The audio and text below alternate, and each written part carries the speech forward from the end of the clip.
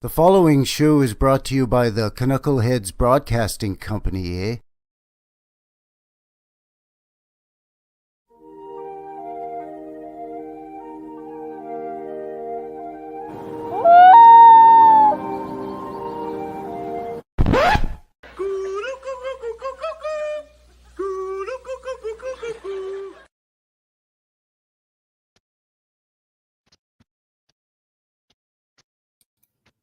All right, and we are live. Hello, everybody. Welcome to another episode of the CANUCKLEHEADS Show.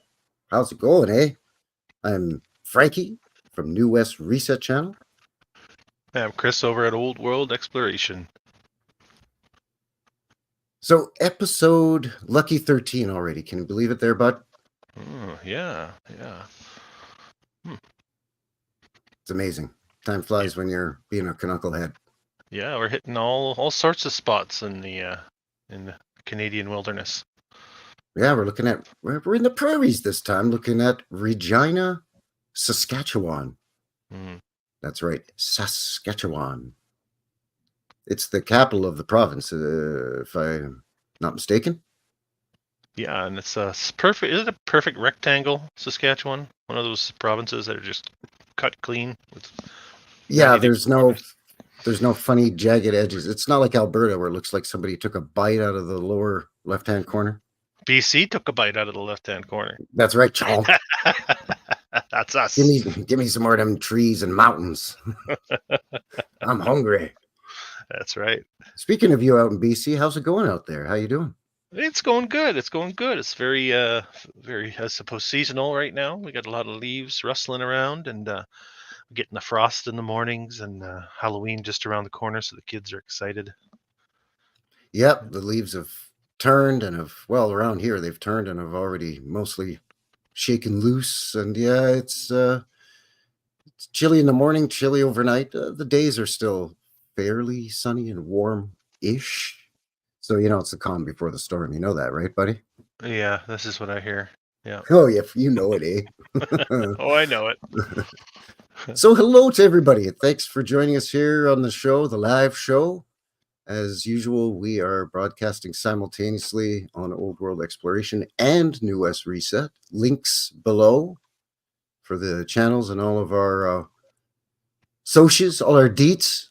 We can get a hold of a couple of fellas, as well as links for everything we're going to be covering. I've got some shenanigans that we're going to look at, and then you've got some fantastic photographs. But before we get ahead of ourselves, what do you say we say hello to everybody? Good idea. Ms. Grandma is here. Hello. How you doing? Howdy, Charles.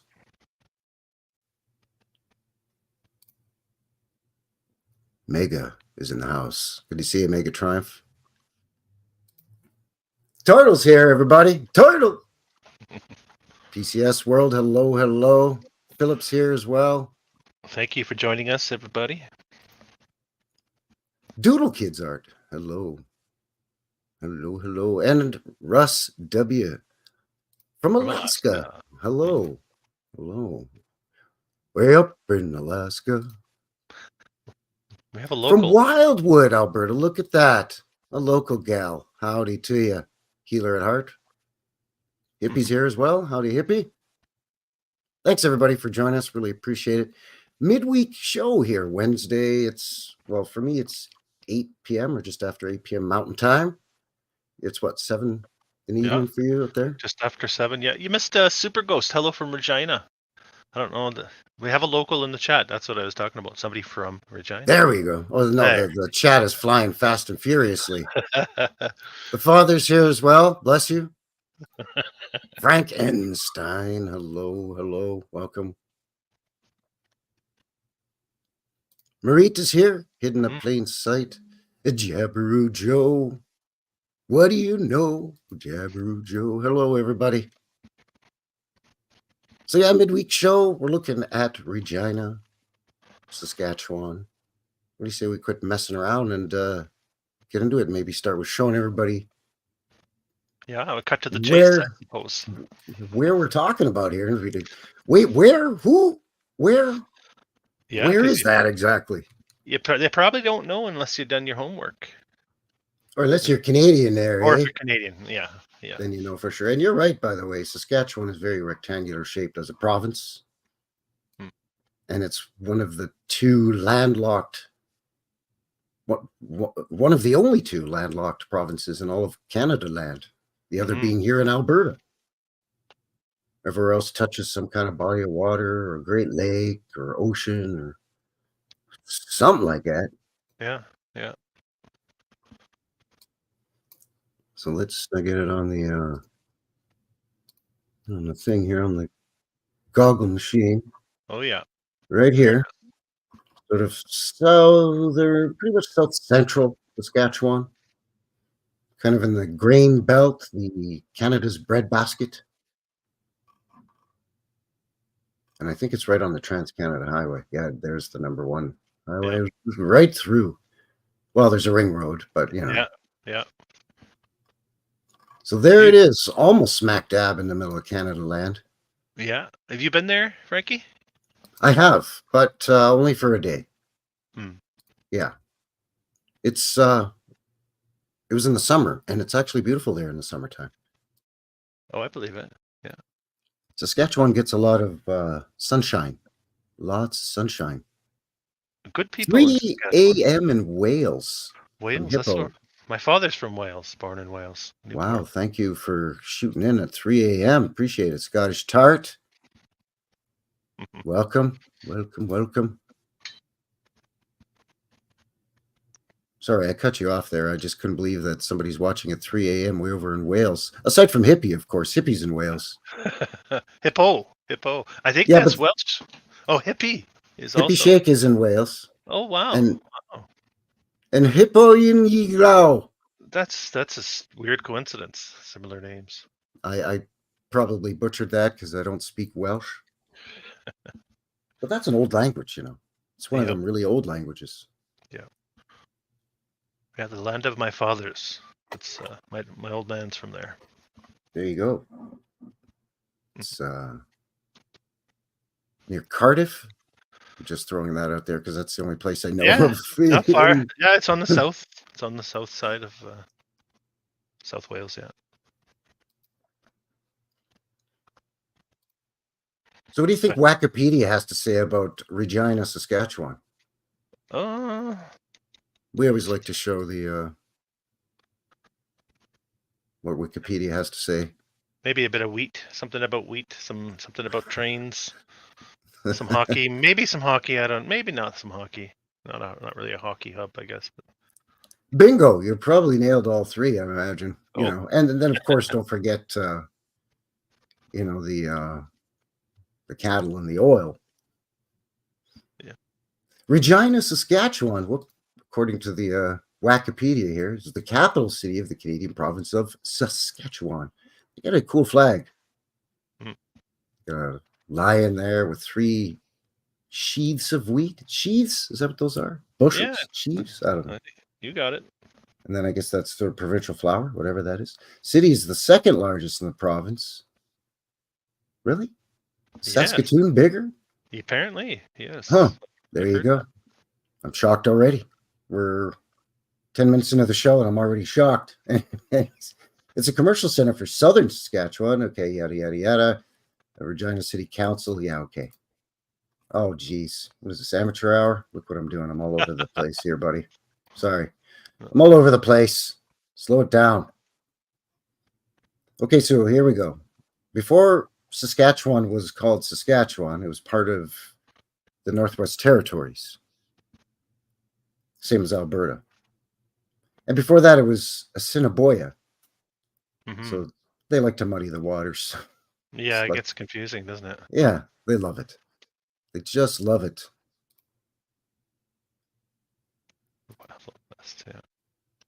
So it was previously the seat of government of the Northwest Territories, of which current province of Saskatchewan and Alberta originally formed. The district of Assiniboia. The site was previously called Wascana, from the Cree word of sideways triangle with some scribbles.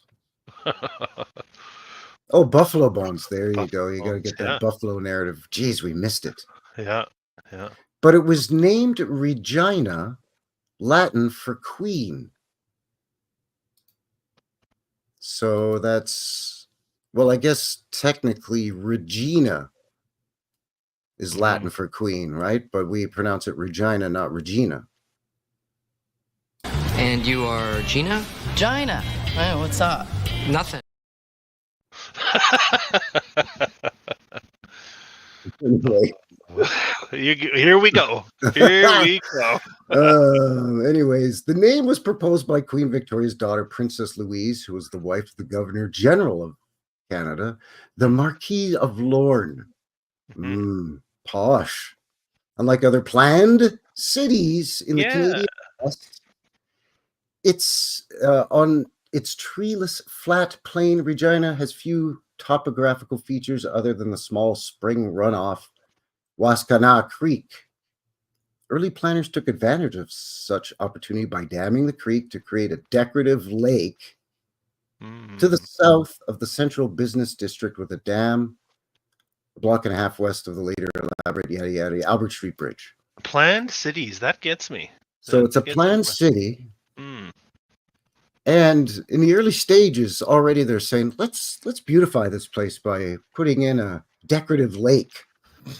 Yeah, and naming it, giving it a name before it really becomes a city. Yeah. Naming it after the Queen, no less. Queen Victoria, no less. Oh, hello, my loyal subjects. We are so pleased and utterly amused that you've named your glorious city after the royal sovereign, your rightful and true queen. So it is said, so it shall be. Anyway. What an empire. There's my terrible Queen Victoria. No, it's not terrible. It's fantastic. I love that. I've just insulted half of the people watching. Anybody that's from the UK or whose parents or grandparents are from the UK, right now they're like unsubscribed. No, Frank. They like to poke fun at the Queen just as we do, for sure. Of course, who wouldn't? Come on. Who wouldn't? I mean, look at that mug. Don't enlarge it. Anyway. So yeah, it was a planned city. But right away, let's get to decorating it. Yeah. Anyway, Regina's importance was further secured when the new province of Saskatchewan designated the city its capital in 1906. Wascana Center, created around the focal point of Wascana Lake, remains one of Regina's attractions and contains the provincial legislative building, both campuses of the University of Regina, the First Nations University of Canada Land, and the Royal Saskatchewan Museum. Wow, the conservatory is there as well. College, the Science Center, Mackenzie Art Gallery, and the Center of the Performing Arts. Wowee. So they just built a lot around that fake lake. That man-made lake. Suddenly very important around that lake. Yeah. Interesting. Yeah. Oh yeah. Hey, Mark.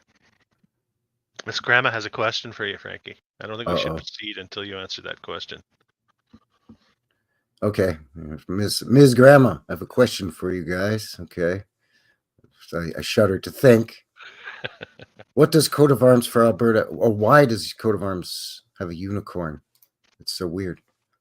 That is representative of one of the royal families of England, but I can't remember which line. And then, of course, the other is the lion standing on its hind legs, the rampant lion, which, of course, is the Scottish. Alberta steeped in Scottish, apparently. Yeah, look at you go. But I think that's what the unicorn is. And then depending on the color of the horn, whether it's red or gold or whatever, denotes some other stuff I remember reading somewhere. But I'm not an expert on unicorns. I'm not a unicornologist. But it is weird. I will agree. It's very strange. Yeah, same reason why you have dragons as dinosaurs. Maybe unicorns did exist at one point. Why are they not called unihorns, by the way, I wonder? Good question. Residential neighborhoods include precincts beyond the historic city center. Our Okay. historically or socially noteworthy neighborhoods named Lakeview, the Crescents, shouldn't it be the Croissants? Both of which lie directly south of downtown. Immediately to the north of Central is the Old Warehouse District. Focus of shopping, nightclubs. Yeah, they like to do that with...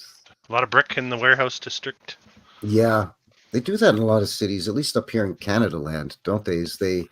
When they revitalize the old brick buildings in the old warehouse districts of your city, it becomes like this hipster kind of cool scene place where there's restaurants and pubs and Put a microbrewery in somewhere. Absolutely, you got to have the microbrewery there, eh, bud? Mm-hmm. Get that delicious micro beer going there with a nice hops flavor and maybe a little bit of a grapefruit finish, so it's nice and fresh. Anyway, of course, in big box stores, I've got to muscle in on the action. Of course. Yeah. So in researching Regina, no great fire, you'd be surprised to hear, because I think pretty much every city or town that we've covered on the show has had a great fire. They dodged that bullet in Regina. They like to be really unique over there, eh? So they decide we're just going to have a cyclone instead. 1912, the Regina Cyclone destroyed much of the town. Crazy. It wasn't even a city in 1912 yet. It was still a town. Oh, I beg to differ. Wait till you see the pictures. Right? Kind of had a feeling you were going to say something like that, buddy. In the 1930s, the Regina riot brought further attention in the midst of the 1930s drought and Great Depression, which hit the Canadian prairies particularly hard with their economic focus on dry land grain farming. So just like the American Midwest, same kind of rubber stamp narrative there, it seems. Mm-hmm. The CCF, now the NDP, the New Democratic Party, a major left-wing political party in Canada-Land, formulated its foundational Regina Manifesto. It sounds very ominous. Of 1933. Note the number in the year there of their manifesto in Regina. In 2007, Saskatchewan's agricultural and mineral resources came into new demand, and Saskatchewan was described as entering a new period of strong economic growth. Of course, Regina was established as the territorial seat of government in 1882, when Edgar Dewdney, okay, Dude, the lieutenant governor of the Northwest Territories, insisted on the site over the better developed Battleford, Troy, and Fort Capel. He's like, no, we're putting a town here. There's 3 better places over there, eh, bud? No, we're going here. Why? Because shut up, that's why. Just do what I say. Right on the rolling plains. Anyway, these communities were considered better locations for what was anticipated to be a metropole for the Canadian Plains. These locations had ample access to water, yada, yada. But then the railroad came in, of course. Of course. Commercial considerations prevailed, and the town's authentic development soon began. Their authentic development. What does that mean? As opposed to their inauthentic or fake development? Look at that. I don't know what that means. Soon began as a collection of wooden shanties. Oh, of course. Oh, and the tent shacks. Yes, where the lower half's wood and the top half is a tent. Yeah.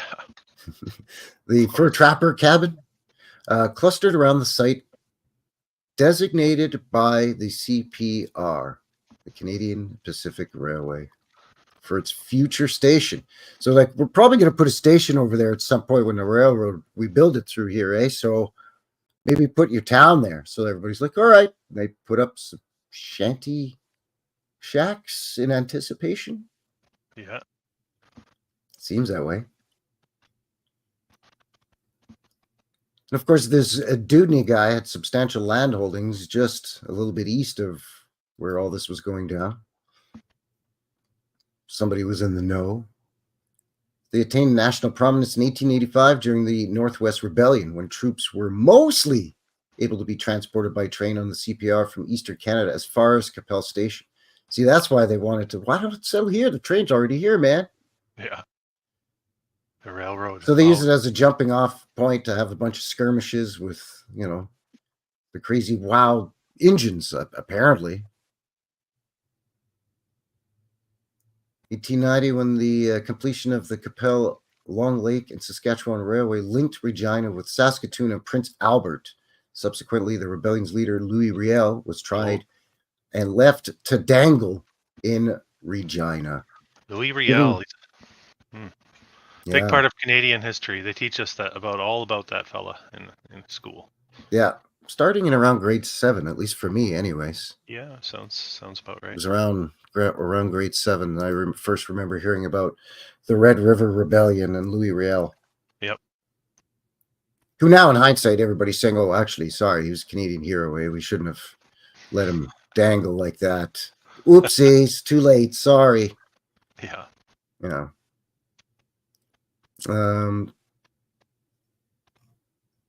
Regina was incorporated as a city June 19th, 1903. Yeah. Wait a second. Didn't they call it a town? 06 up top there, I think. In 1912, they're calling it a town. But in 1903, they're saying it's a city. Oh, it becomes the capital in 05, I see. So Or 06. which one is it? Like, is it 1912 it's still a town, or 1903 it's incorporated as a city? I don't believe you. Anyway, James Hawkes declaring Regina has the brightest future before any place in the Northwest Territories. Several years later, the city was proclaimed the capital of the 1905 province of Saskatchewan. 23rd of May, 1906, by the first provincial government, led by Premier Walter Scott. The monumental Saskatchewan Legislative Building was built between 08 and 1912. Oh, they hopped to it, didn't they? They got her done just in time before the Regina Cyclone hit. Woof! That was a close one, boys. We got her done, eh? Then, of course, the Great Depression hits, so you can pretty much just read the same narrative that you would in any of the Midwest American states to get your further information on that, because guaranteed it's rubber stamped. Yeah. Guaranteed. Yeah. Of course, the Hudson's Bay, our old friends, Hudson's Bay Fur Trading Company, large presence in Saskatchewan. Mm-hmm. There since the 1600s. Inheritors. Big time. Along with the CPR too, I think. I mean, a lot of towns that were planned, cities and towns, were now coming to find out, and the railroad had a lot to do with it. Most especially the CPR. Mm-hmm. Yeah, and then it gives you a little bit of their climate. They get a lot of sunshine actually in Saskatchewan. Like even in the dead of winter, they get a lot of bright, cloudless blue skies and beautiful sunshine, even though it's minus 30 Celsius. Gotta be windy there too. I'm just guessing. Yeah. There are parts of Saskatchewan that are pretty breezy, to say the least. Mm-hmm. I've got a couple of other links below that kind of give a lot of the same. But this one here is from the Canadian Encyclopedia. I'll just share a little bit of it here real quick, because it does give a little bit more into the Indigenous First Nations. Mm-hmm. The Plains Cree and the Ojibwa were the first inhabitants of what is now southern Saskatchewan. The millions of buffalo, or wood bison, that roamed the southern prairies provided them with food, clothing, and the teepee, of course. Yes. Classic. That sheltered them during the harsh winters. Tell you what, you build a teepee in the Saskatchewan winter and let me know how you survive. Probably not very well. You got to really plan ahead if you're going to survive a Canadian winter prairie storm. Well, it's like camping. A buffalo hide teepee. Just like camping. Nothing wrong with that.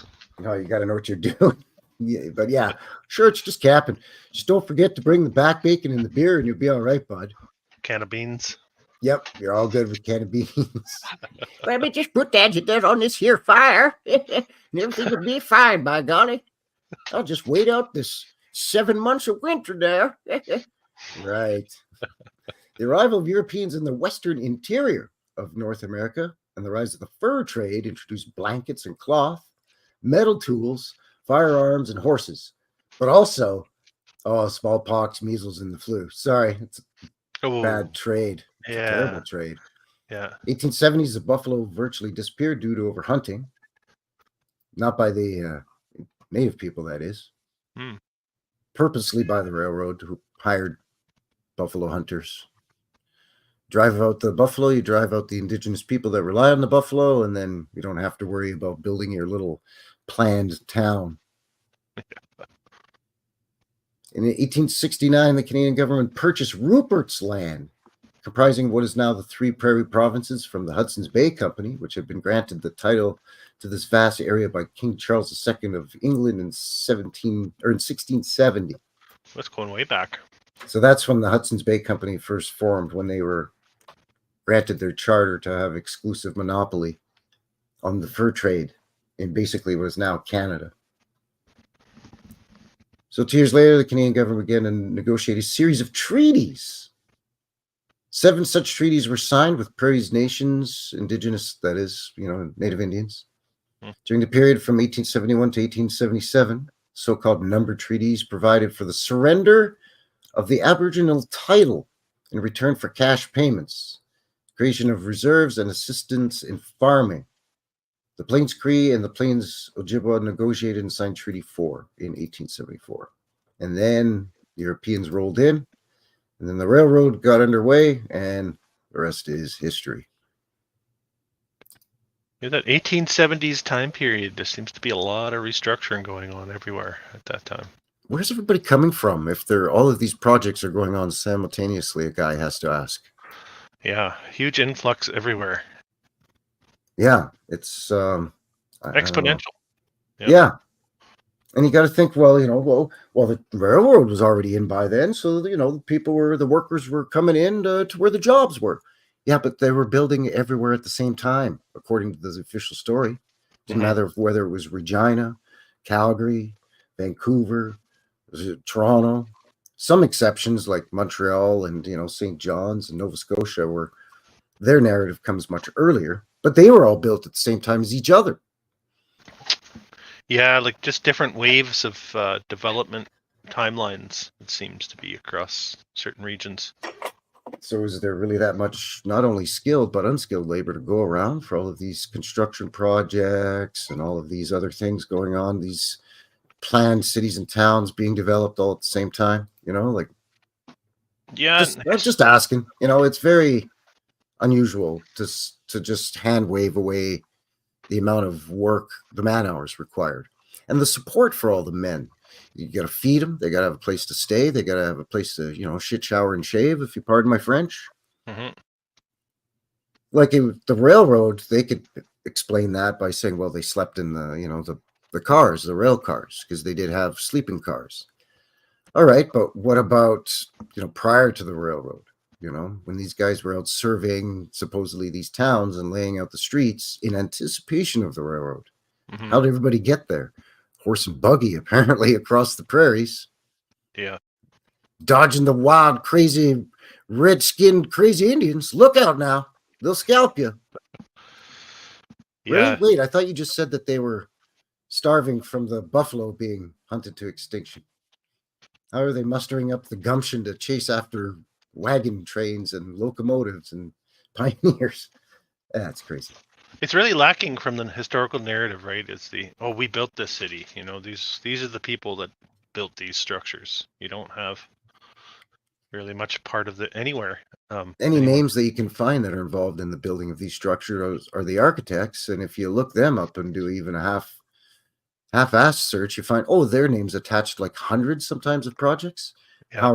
How can they be responsible for designing and overseeing the construction of hundreds of projects in, let's say, a 20-year period of their career as an architect or something? Yeah, it's just backstory. It's very questionable at best. Or yeah, Mark says our melted reality. Horse and buggy and a can of beans. A lot can get done with horse and buggy and a can of beans. That's right. So this article I found is from the leaderpost.com. This is local news of Regina. Roadwork digs up Regina streetcar history. There isn't much you can buy with a nickel nowadays.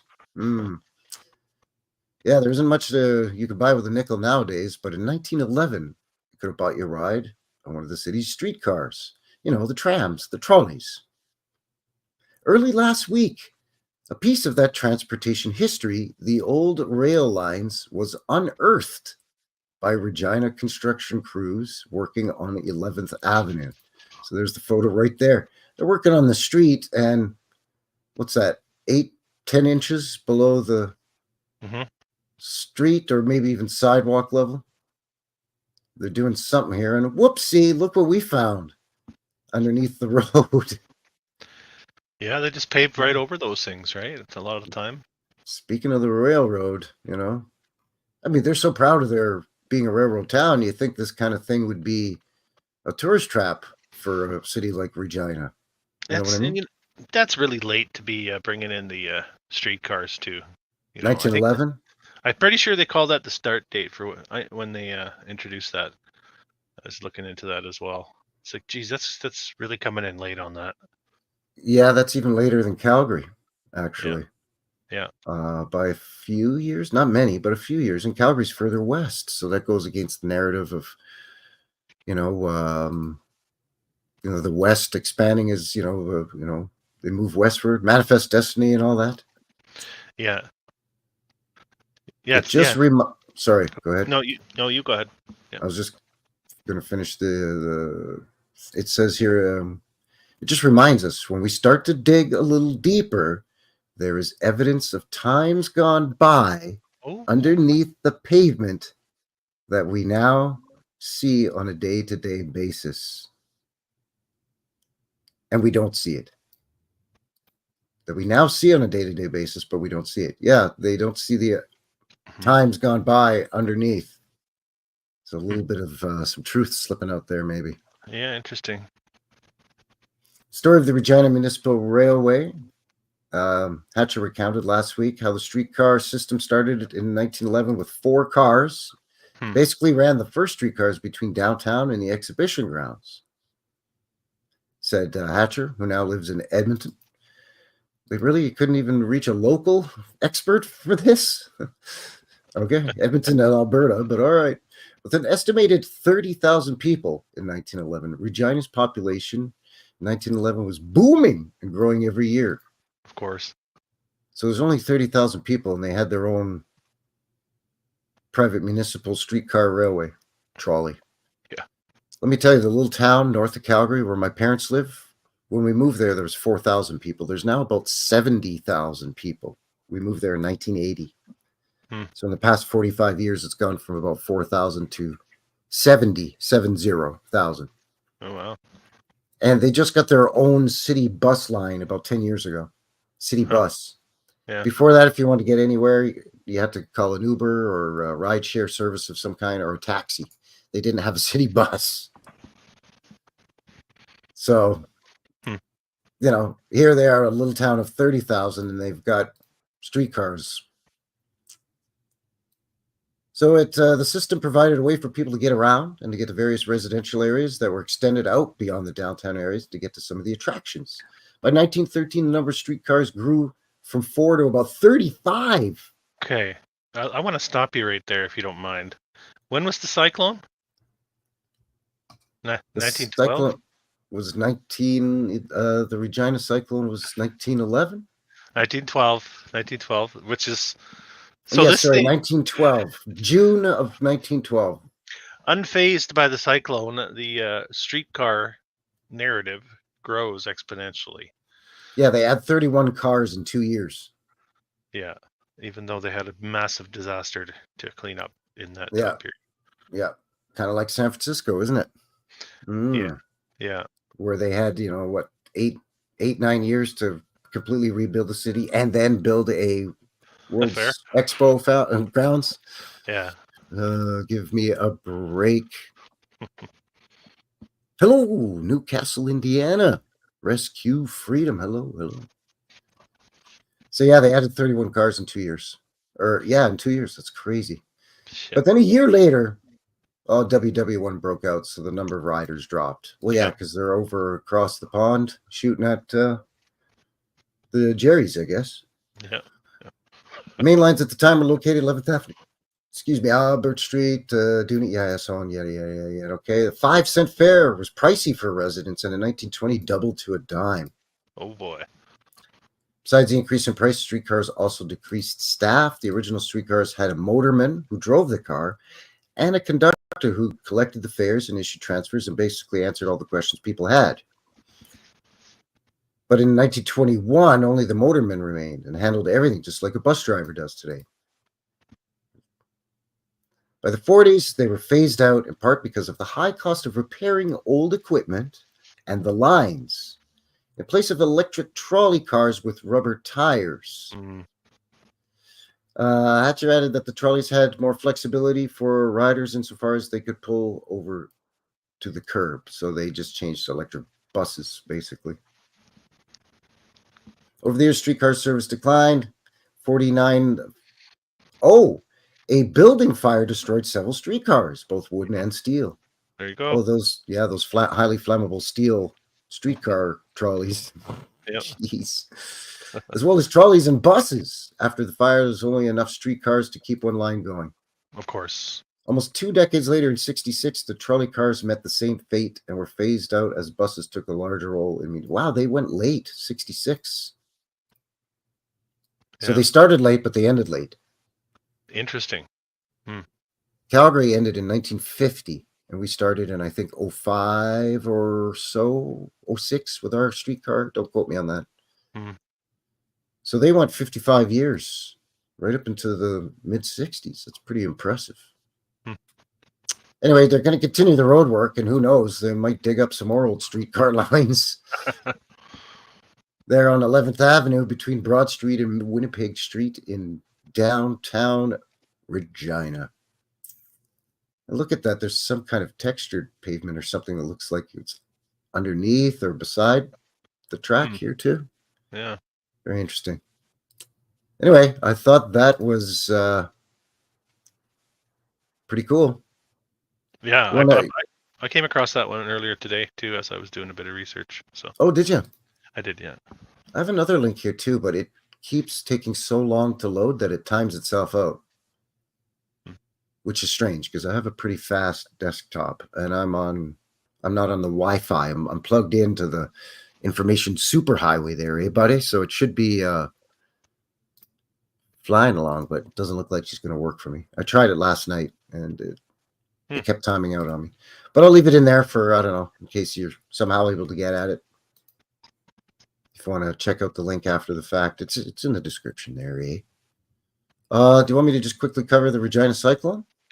Sure, yeah. I got some visuals, but you can definitely get that story going for sure, yeah. Yeah, I got again, it's the Wikipedia, so, it's going to be the official glazed over version of the whole song and dance. It did look pretty brutal, though. I mean, I don't think this was a walk in the park, for sure. No. The Regina Cyclone, or Regina Tornado of 1912, was a tornado. Really, the Regina Tornado was a tornado. Really? You sure about that? Yeah. It devastated the city of Regina, Saskatchewan, Canada on Sunday, June 30th, 1912. It remains the deadliest tornado in Canadian history. It's a total of 28 fatalities and about 300 people injured. At about 10 to 4 p.m., green funnel clouds formed and touched down south of the city, tearing through the residential area between Wascana Lake. Oh, no, that's their favorite man-made lake, eh? Yeah. That's the seed of the city/town itself, right there. The seed. That's why it's there in the first place. Yeah. That's Regina's seed, if I may say. And you are Gina? Gina. Hey, what's up? Nothing. And continuing through downtown business district, rail yards, warehouse district, and northern residential area. Tornado formed 18 kilometers or 11 miles south of the city and continued for another 7.5 miles or 12 clicks north of the city before dissipating. It was approximately 150 meters or about 500 feet wide. The tornado's wind velocity had been estimated at so nobody measured it. I guess would they have a way? They should have had a way to measure wind speed by then. This is I don't know. 1912, right? Yeah. I mean, there's already aeroplanes by then, so they should have known wind speed. Anyway, 400 kilometers per hour, 250 miles per hour. But there's a citation needed for that, eh? So somebody just made that up. Making the equivalent of a high-end F4 in the fajita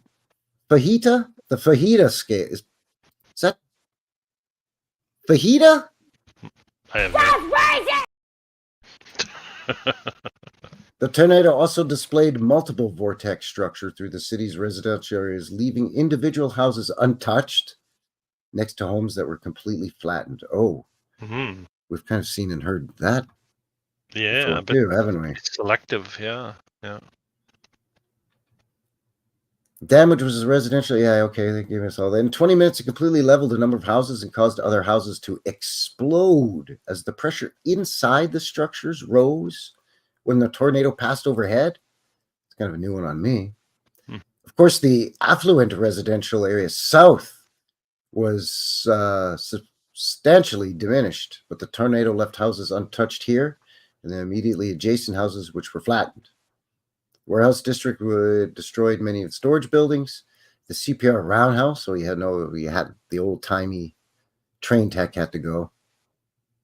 I bet you a lot of times the controllers, when some natural disaster like this happens, they use that as an excuse to destroy some of the older buildings and chalk it up to, the wind did it. Opportunity knocks. Well, they always do the with the fires, they do the fire breaks, right? Oh yeah, because you know how we got to destroy buildings in order to prevent destroying buildings. Yeah, they probably had cyclone breaks as well too, right? We got to blow up some churches. Yeah, got to blow up these buildings so they don't burn down. Yeah, same here. We got to blow up these buildings before they blow away. Whew, that was a close one. I really dodged it by destroying my building before it got destroyed. Yeah. Woo. So yeah, links below for that as well. It was, by the looks of a lot of the photos, it was pretty. I don't mean to make light of it. It looked pretty rough. Sure. So if your granddaddy or your great granddaddy lived through that, tip of the hat, because that's doesn't look like it was a good time, to say the least. Yeah, it looks like a reset time too, considering the perfect. timeline. Perfect excuse to kick off a whole new narrative in Regina. Dragon Sage in the box has been to Regina, stayed at the Y. There you go. Words Matter is here. Hello, Words Matter. Hello. So what do you think? Let's say we take a quick little break here, just about 2.5 minute break or so, and then come back and have a look and see what you got for your file on Regina, Saskatchewan. Because I know you're bringing all I know your milkshakes bring all the boys to the yard. That's right. I'm not going to finish it. I know you always bring the good stuff. It's going to be like whipped cream on your pumpkin pie. I'll tell you what. Yeah, there's some good visuals in Regina. There's some good stuff. So I like to try to find some old-timey footage of the city or town we're covering. And I had a tough go. I was saying before we went live, I was telling Chris, I had a tough go finding anything. Any old parades or old fairs or just anything. And not much until I came across this old 1964 TV spot where they sing a little jingle, kind of like an homage to the, hey, it's my kind of town, sort of a deal. And they show a lot of the nice old buildings in some of the shots. And you know what? I'm not going to lie. It's a catchy jingle. So what do you say we have a look at that? And then when we come back, Chris is going to knock it home with some delicious photographs. So this is a Regina TV spot from 1964. It's just over 2 minutes long. So smoke them if you got them, and we'll be right back. Thanks, everyone.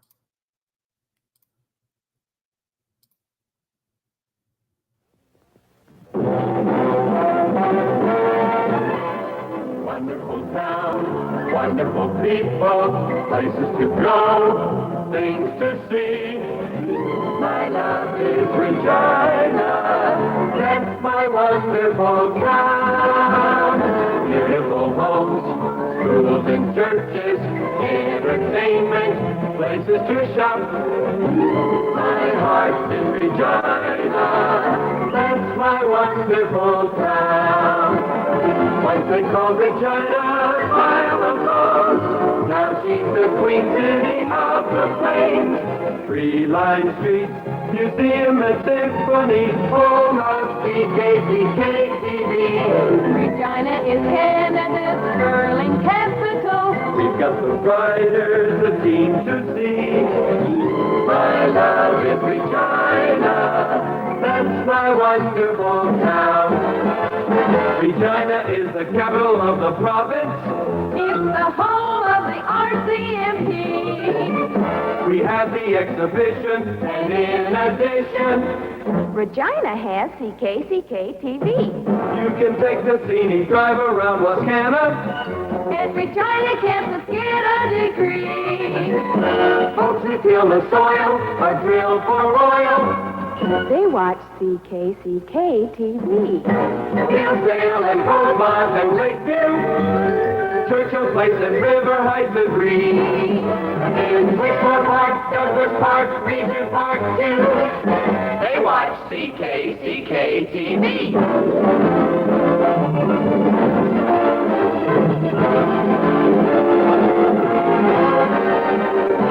Regina, Saskatchewan, that's my wonderful town.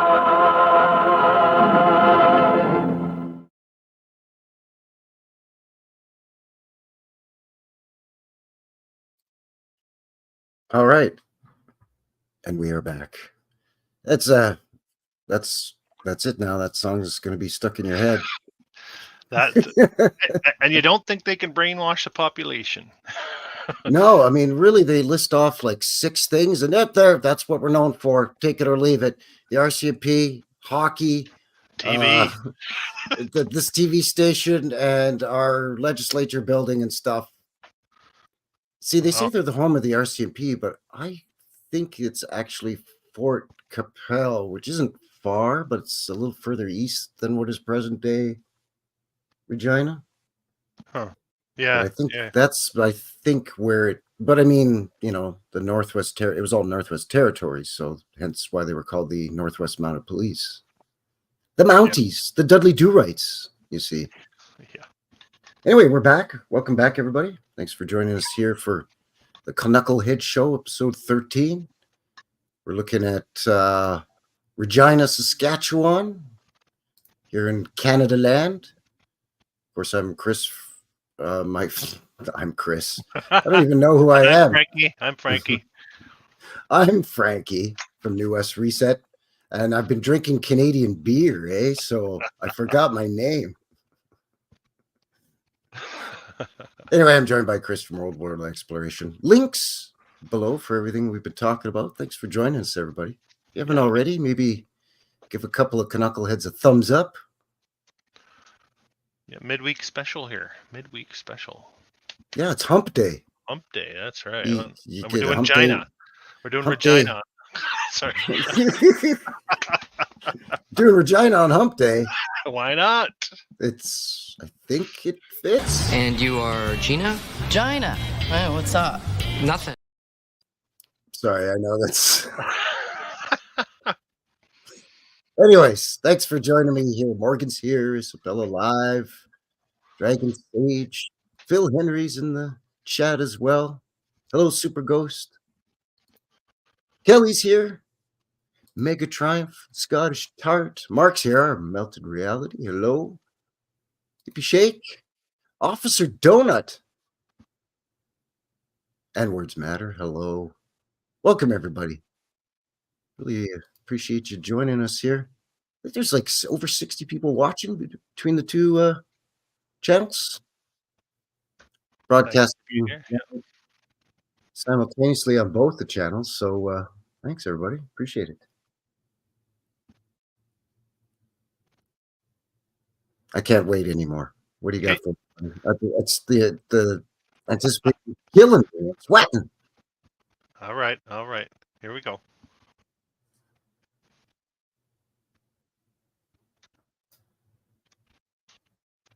All right, Regina.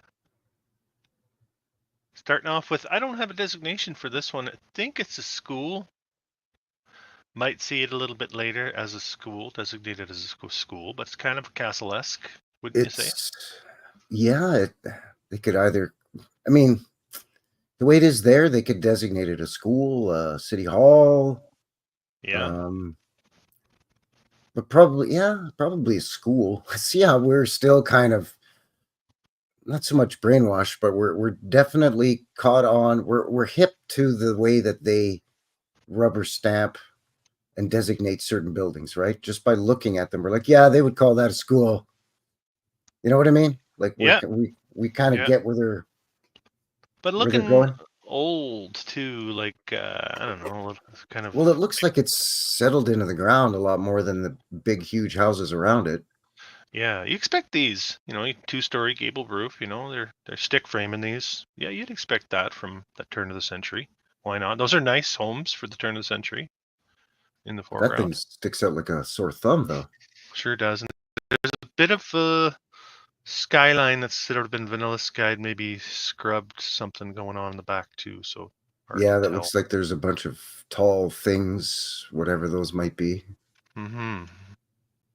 Yeah, what's that? There. Yeah, Big that's weird. Stack there. Yeah. Who knows? But we're off to a good start, I think. They tell us it's a brewery, probably, right, or something like that. I wish I didn't find a brewery. Maybe there's a brewery, but I didn't. I wish. Yeah. Yeah, we get the main central area with the city hall in the foreground here, the gingerbread city hall. Beautiful. Here. Isn't it? Yeah. It's got a little dome here on top because you got to have a dome in the middle where nobody can see it from the road. Yeah, I know. Right? It's tucked away in the middle of the roof section, and maybe it's more. You'd only see it if you were on the roof of the building across the street, maybe. That's right. Right? Yeah. And what are you doing up there? Watching a parade, buddy. Okay. Yeah, watching a military royal something or other.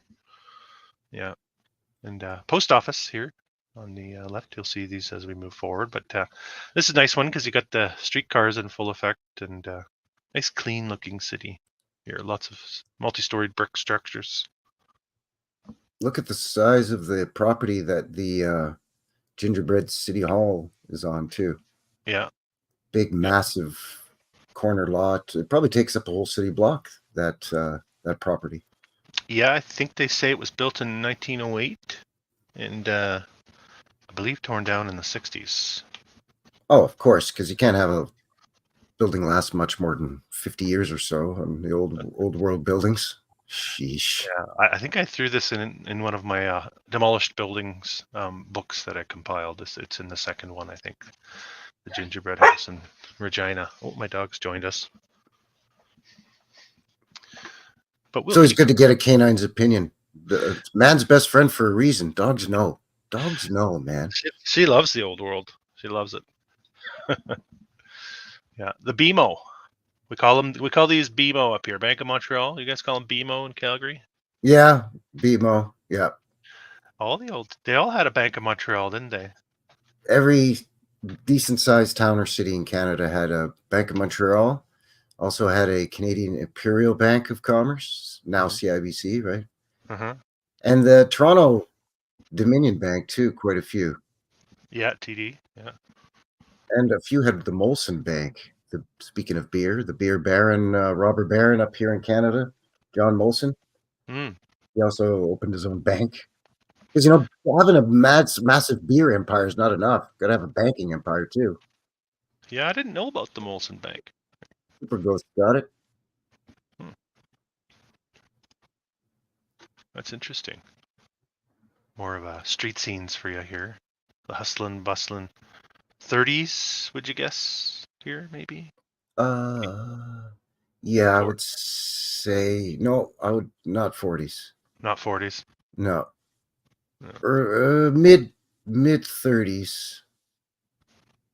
Mid to late 30s. Pretty, like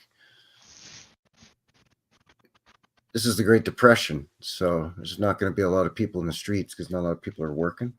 Looks pretty good for the Great Depression, though, if it is the 30s. I'm just looking by the cars, really. Yeah, and you're right, it's a Great Depression, but it doesn't look all that depressing, does it? No, you don't see a lot of people with placard sandwich board signs walking up the sidewalk, will work for food and whatnot. Yeah. What I am seeing are department store signs like the Met and the Army and Navy, which is like a 5 and dime stores here in Canada. I think so. So if we're saying it's the 30s, I'm bringing in the population demographics here. Let's do this. It could be late 20s. I'm just looking Sure. at the vehicles, right? And they didn't change that much between the late 20s, early 30s. I would think, you could see not much going on here. Like Regina booms here in that first decade of the 20th century. It goes from 2,000 people in 01 to 30,000 in 11. This would be the false start narrative going on right here, I think. 1911, 12, cyclone time. Well, I mean, those 2,000 and some people, that's the people that were living in the shanties and the fur trapper tent cabins, and anticipating the railroad, supposedly. Yeah, and then so we're looking at a picture somewhere in here, right? We're looking at a picture so these would all have to been, I would suspect these should have all been built originally for the purpose that they're currently in this photograph. Not not an old building. They wouldn't have any old buildings 20 years, 30 years later. These should all be really new at this time. And you'd think the signs would have been a part of the build process, but they really look after the fact, don't they? The signage. Yeah, no, some of the buildings look older than, let's say, 20, 30, being generous, 30-year-old buildings. Yeah. Some of them look older, to me anyway. It could be the photograph, but I think we'll see in some other shots that some of these buildings just look more aged. Timeline problems here, I think. Yeah. That 1911, 1912 cyclone thing kind of throws a monkey wrench into it. I bet you they had already reset this area, and then they had to reset it again with the cyclone. And then they march a lot of the people off to war right after. Yeah. So yes, whoever's life or family didn't get destroyed in the cyclone definitely would have been badly affected. Chances are badly affected because of WW1 in some way. Yeah.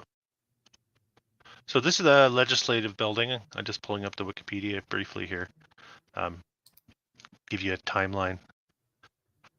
The piles for this building begin to be drilled for the foundations during the autumn of 08.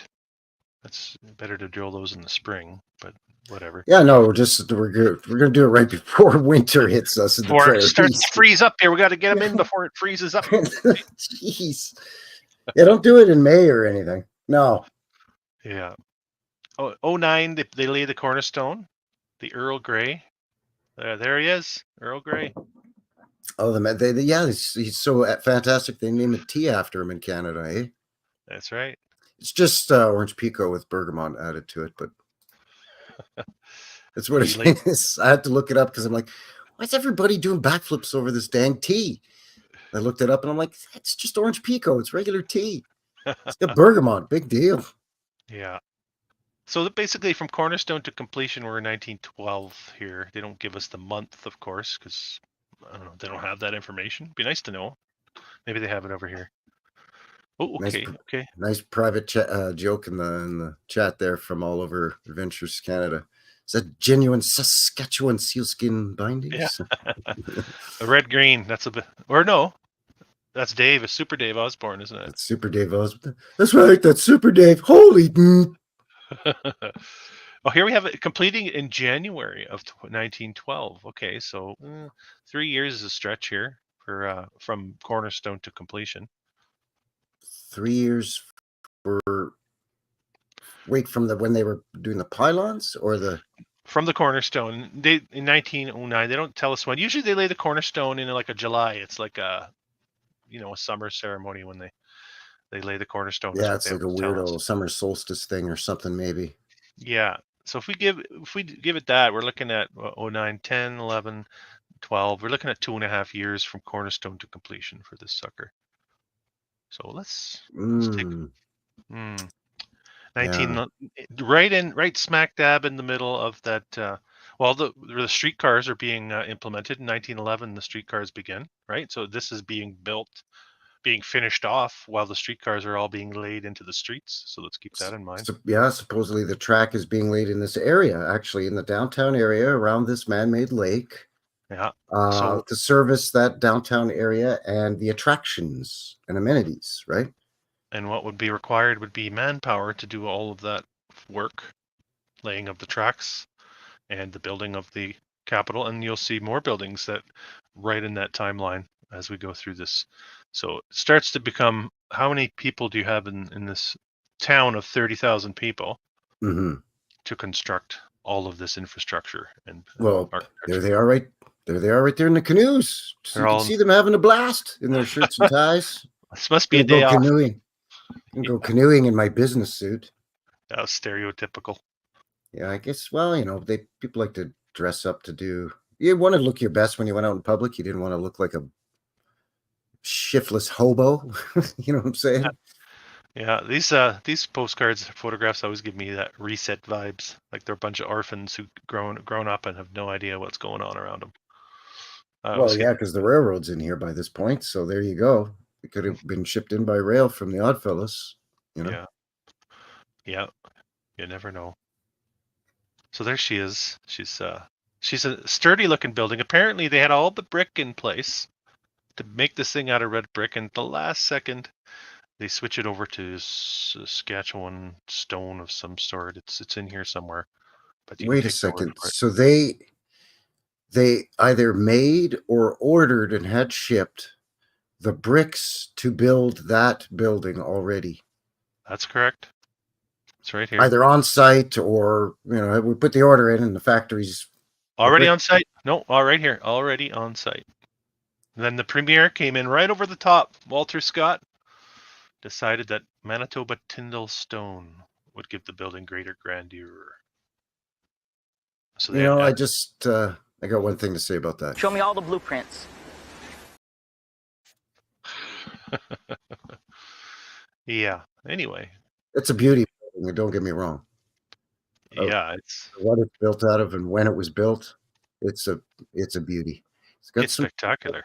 Windows down there along the ground, but hey, it's fine. It's fine like that with the mudflood windows down there. It's okay.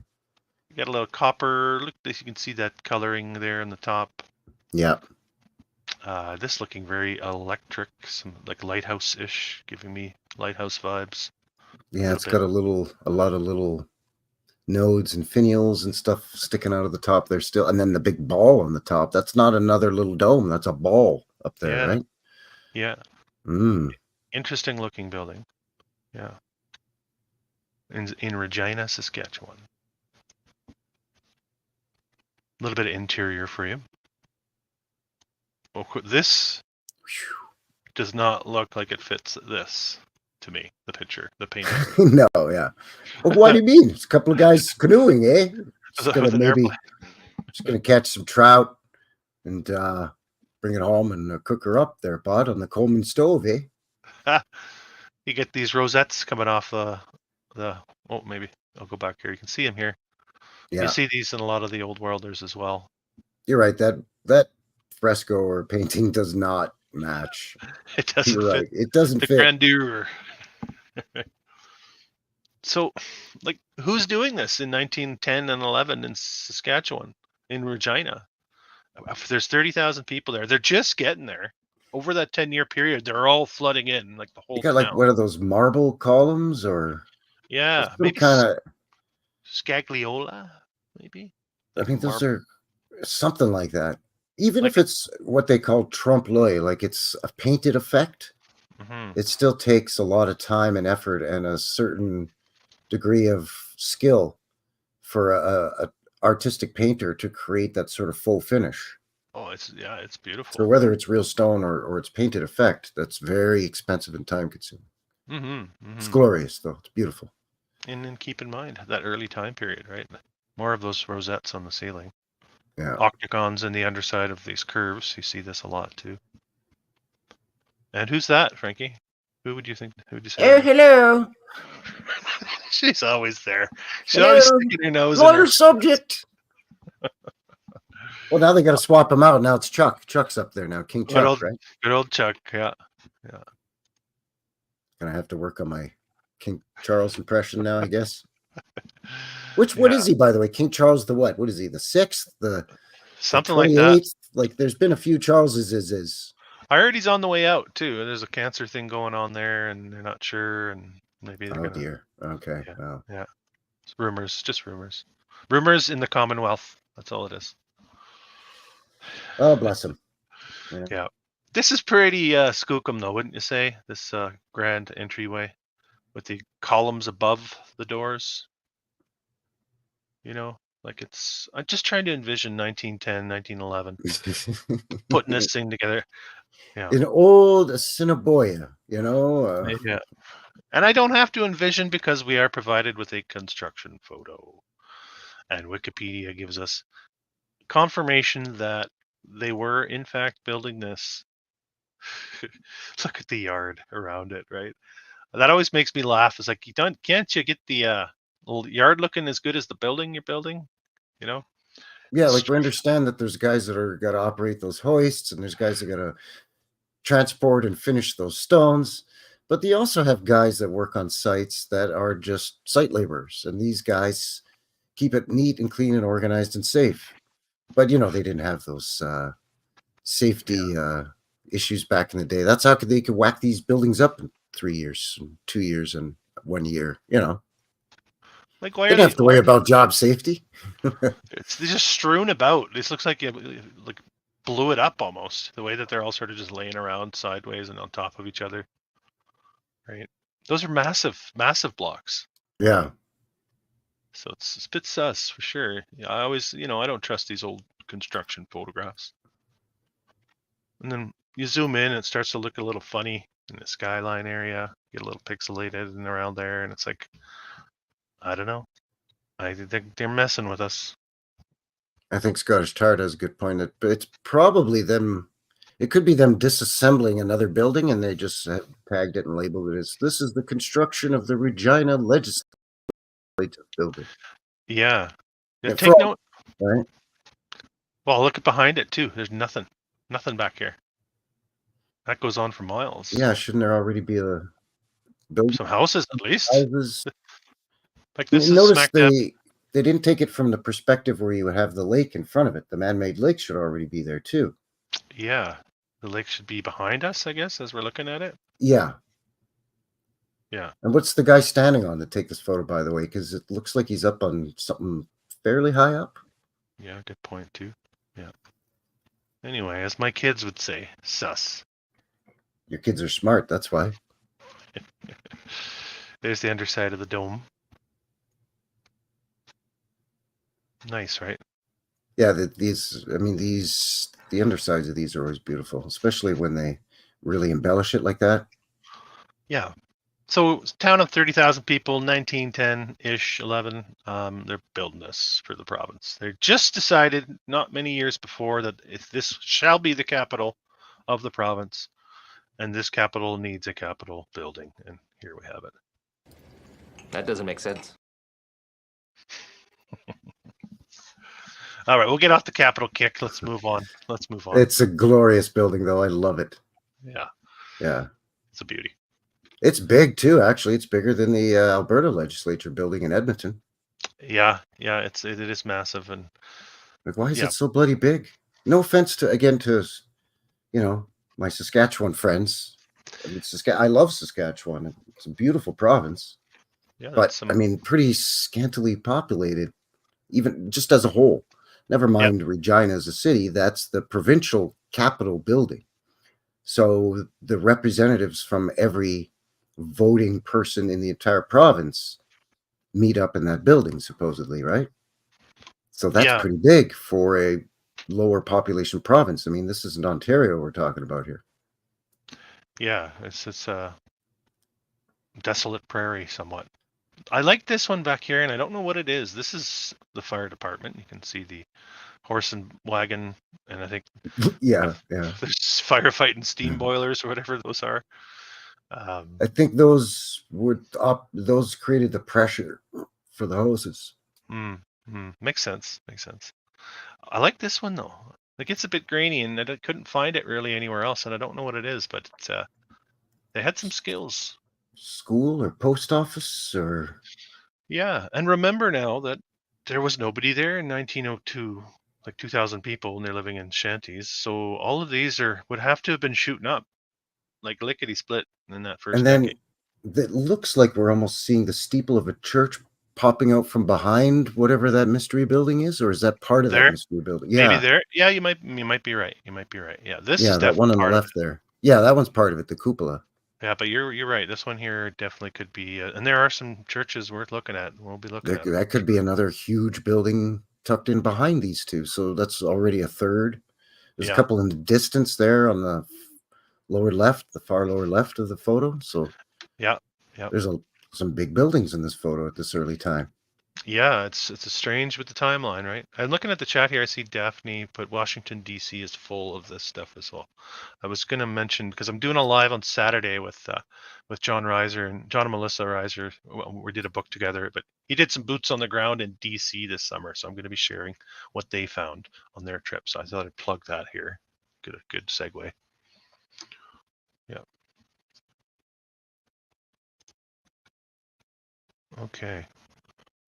But we'll keep going. And what is this? Trading company? Regina Trading Company? Wow. That's a big, I mean, that's another one that's, I will just make it the whole city block. Yeah. Horse and buggy. Oh, and you know what? We'll put a stone railing along the top. Why not? Yeah. Why not? I bet you there's pavement lights or like prism lights along the sidewalk there too. What the hell's that thing in the distance that's got a conical dome on it on the left? The lower left of the picture, like way out of Here? frame. Yeah. Yeah. What the Yeah. heck is that? Good question. It's kind of small. Yeah. It's kind of far away is why. It looks like Yeah. it's 2 or 3 floors, but what is that? Yeah. I mean, the dome right there is great, obviously, but Yeah. that But tower or turret thing, what is that? But you mentioned even the sidewalks. Like that's a lot of infrastructure. Like when those shanty huts were up, I don't envision sidewalks or any of that kind of stuff being in place. Well, what always makes me scratch my head is that the streets are dirt, but they've paved the sidewalks already. Like, Yeah. I can understand the dirt streets and the wooden sidewalks, and then a natural progression would be that they would pave the streets and pour the sidewalks roughly at around the same time, like, one after the other kind of a deal. Absolutely. But to have the dirt roads that still get all muddy when it rains or snows, but then to have the paved sidewalk, because then if you're crossing the street, you're going to get all muddy anyway. Yeah, there's something. Scott Baker says, whoops, get rid of that rocket there in the background. Elon Musk's rocket is back there, I guess. Yeah, that's right. Yeah. Blasting through the firmament. Yeah. Okay, we have a lot of these types of buildings here in Regina. These, school. Is it a yeah. school? Oh, it is a school. Yeah. Okay. Yeah, it's a school. It says there. And having You can that just same tell, look, though. that basement, and then that sort of real, heavy weighted building material structure to it. Yeah, a So- cyclone could hit that and it would survive. Oh, wait a sec. You'd think. So I don't know. I mean, it's the timeline doesn't fit, right? Doesn't fit at all. This Metropolitan Methodist Church, that's big. Take a look at the That's entry. beefy. Yeah. Triple door entry, dome on the corner. Big Probably tower. decapitated, possibly. Something will used to be a bit flat looking on top, as it I sounds. bet you that had a big, tall, really extreme angled spire Pointy. on it. Yeah. Yeah. Pointy spire. Yeah. I The can see dome's it. nice, though. I should pencil it in with paint. I'll just do it for the viewers right here. Why not? Just there's a should look. That's right. That's better. But I mean, when are they saying this was built? That first decade? Okay, let's keep going. That's an interesting point Eric makes there. The people in the photos, it's superimposed in a lot of these. It's Yeah, there was a photo I had on my show on Sunday that they painted in some of the horses and carts and cars and some of the people. Mm-hmm. Mm-hmm. Some of the vehicles and people were real, but some of them were painted in, and it was to make the streets and sidewalks look busier than they actually were. Mm-hmm. Yeah. There's that weird building again that doesn't have a clock in the hole. It just got portals. Yeah, and I don't think it's the same one. Not, like as the first. Let me. This is the one I was thinking might be, but I was wondering. Let me just do a quick. Ready? I'm going to switch to the other one. You tell me if you think it's the same one. So you have the triple window underneath the hole there, and then I'll jump back. Yeah, you're right. And this Different one, building. yeah, this Albert Public School has a big, what do they call that? Over the main door there, the triangular, Yeah. whatchamacallit? Freeze? I don't know. I can't remember. You're getting technical on me. You put me on the spot.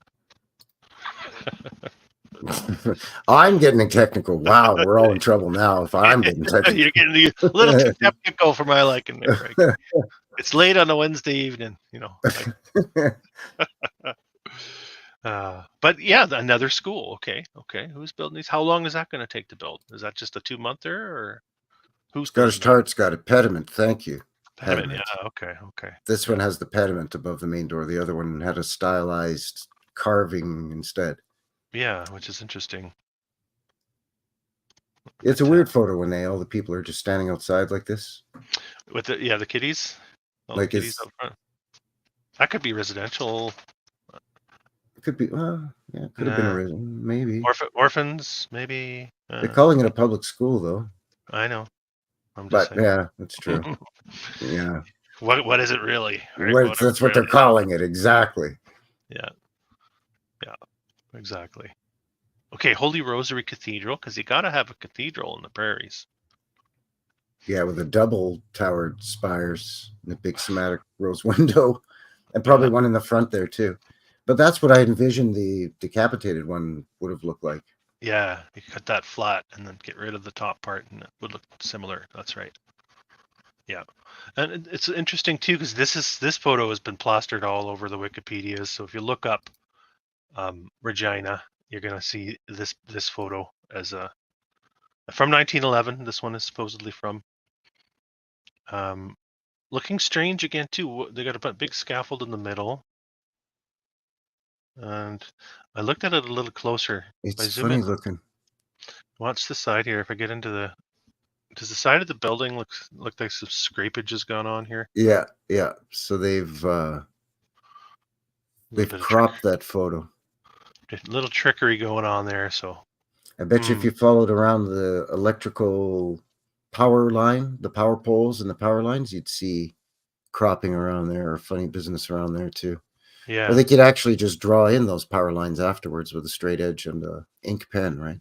Yeah. Actually, you can see some funny business up here too. As I was playing around with this one earlier, I'm like, I don't know. I don't think there's much construction going on there. Something doesn't seem right. You could do a little bit of trickery here and get rid of the steeples and make it look like it's under construction or something. But interesting nonetheless, and it's always suspicious to me if it's being plastered over the official historical pages, you know. Yeah.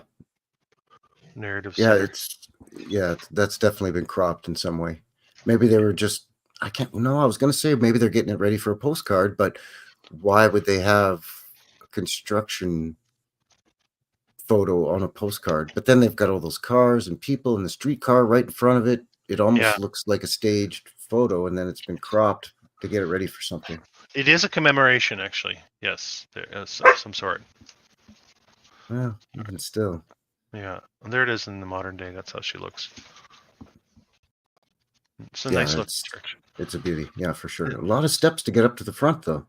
Who are the immigrants at the early builders? Do they have a heavy influx of what do they have in the prairies? A lot of Russian, Ukrainian, German, and Prussian.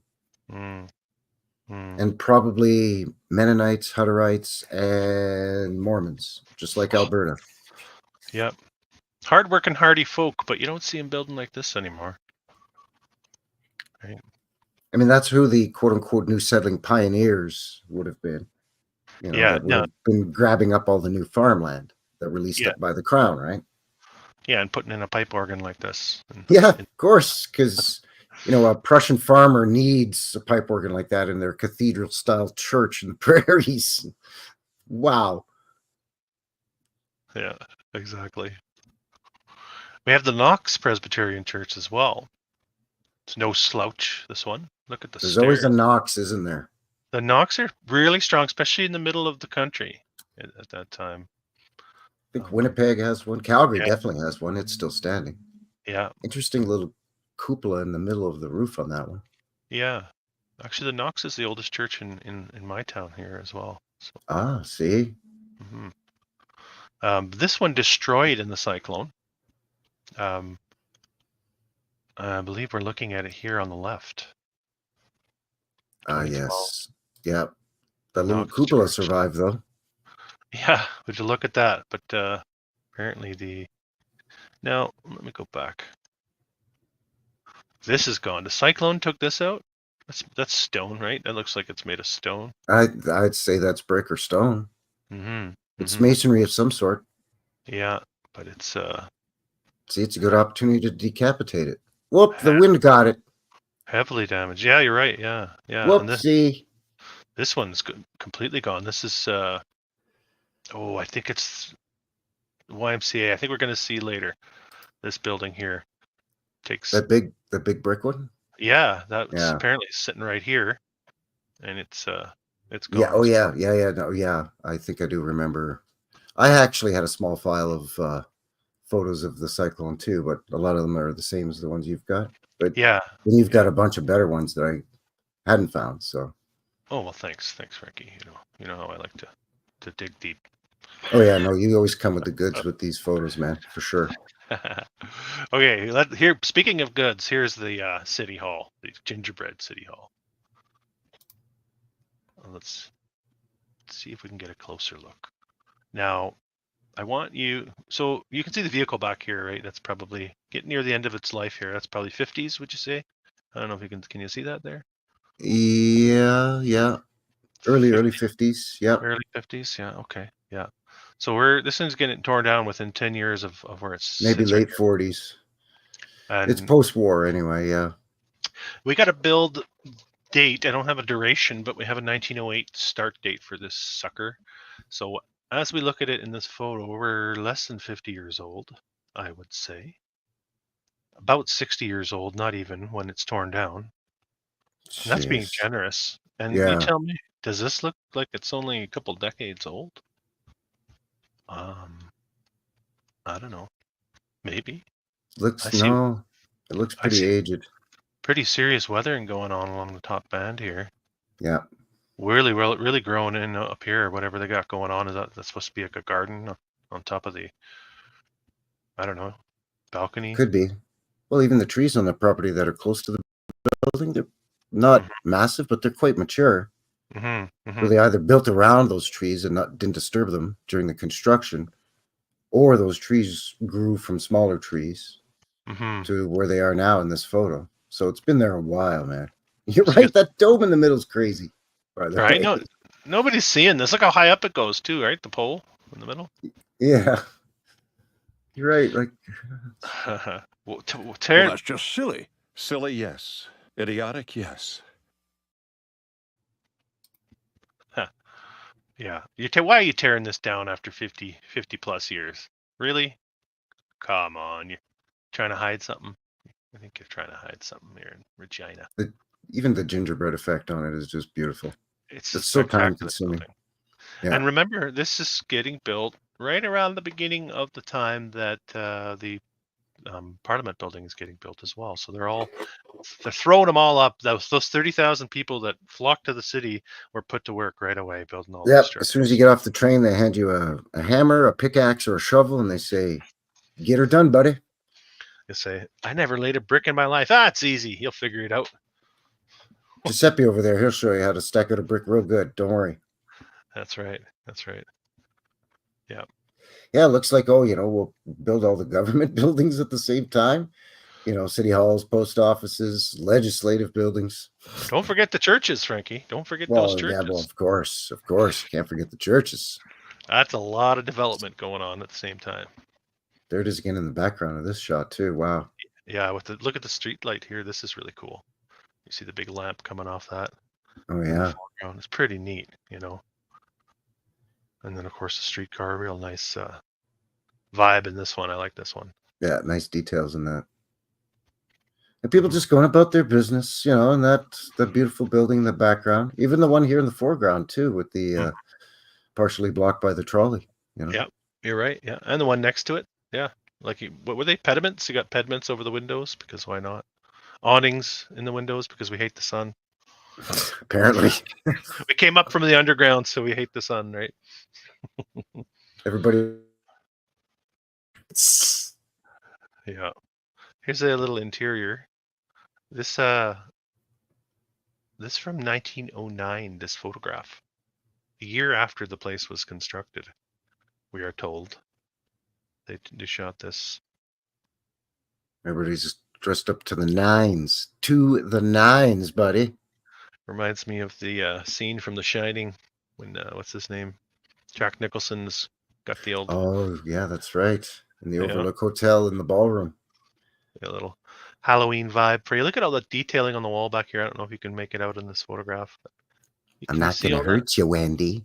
Just give me the bat, Wendy. I'm not going to hurt you.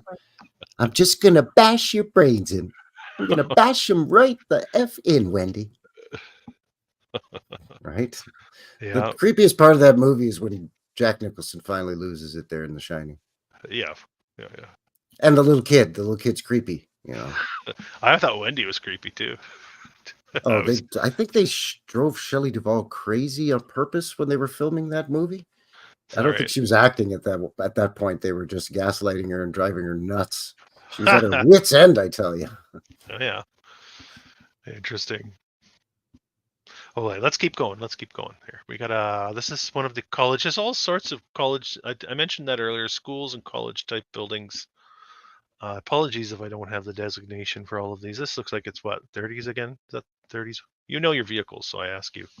Late 20s, early 30s, yeah, for those vehicles. So the city at this point is again, what, 30 years old. This had to have been built at some point in that time frame. Another massive brick structure with these very ornate entrances. Yeah, very sturdy and stout. Skookum, you might say. Look at that entrance around there. Wow. Yeah, here, I'll go back. Yeah, I think we might see this again. I'm not sure. There's so many with that styling. I'll keep moving on though. This is the Collegiate Institute, apparently another school designation building with columns and massive entryway. Now in Canada, oftentimes when they say collegiate school, it's actually a high school, but it's a private school. Like it's a privately funded. It's not the public school system school. You can tell. You get some uniforms, kids in uniform here. Yeah. It's based on the American private school system, and we call them like collegiate schools, as opposed to a actual college or university, right? Yeah.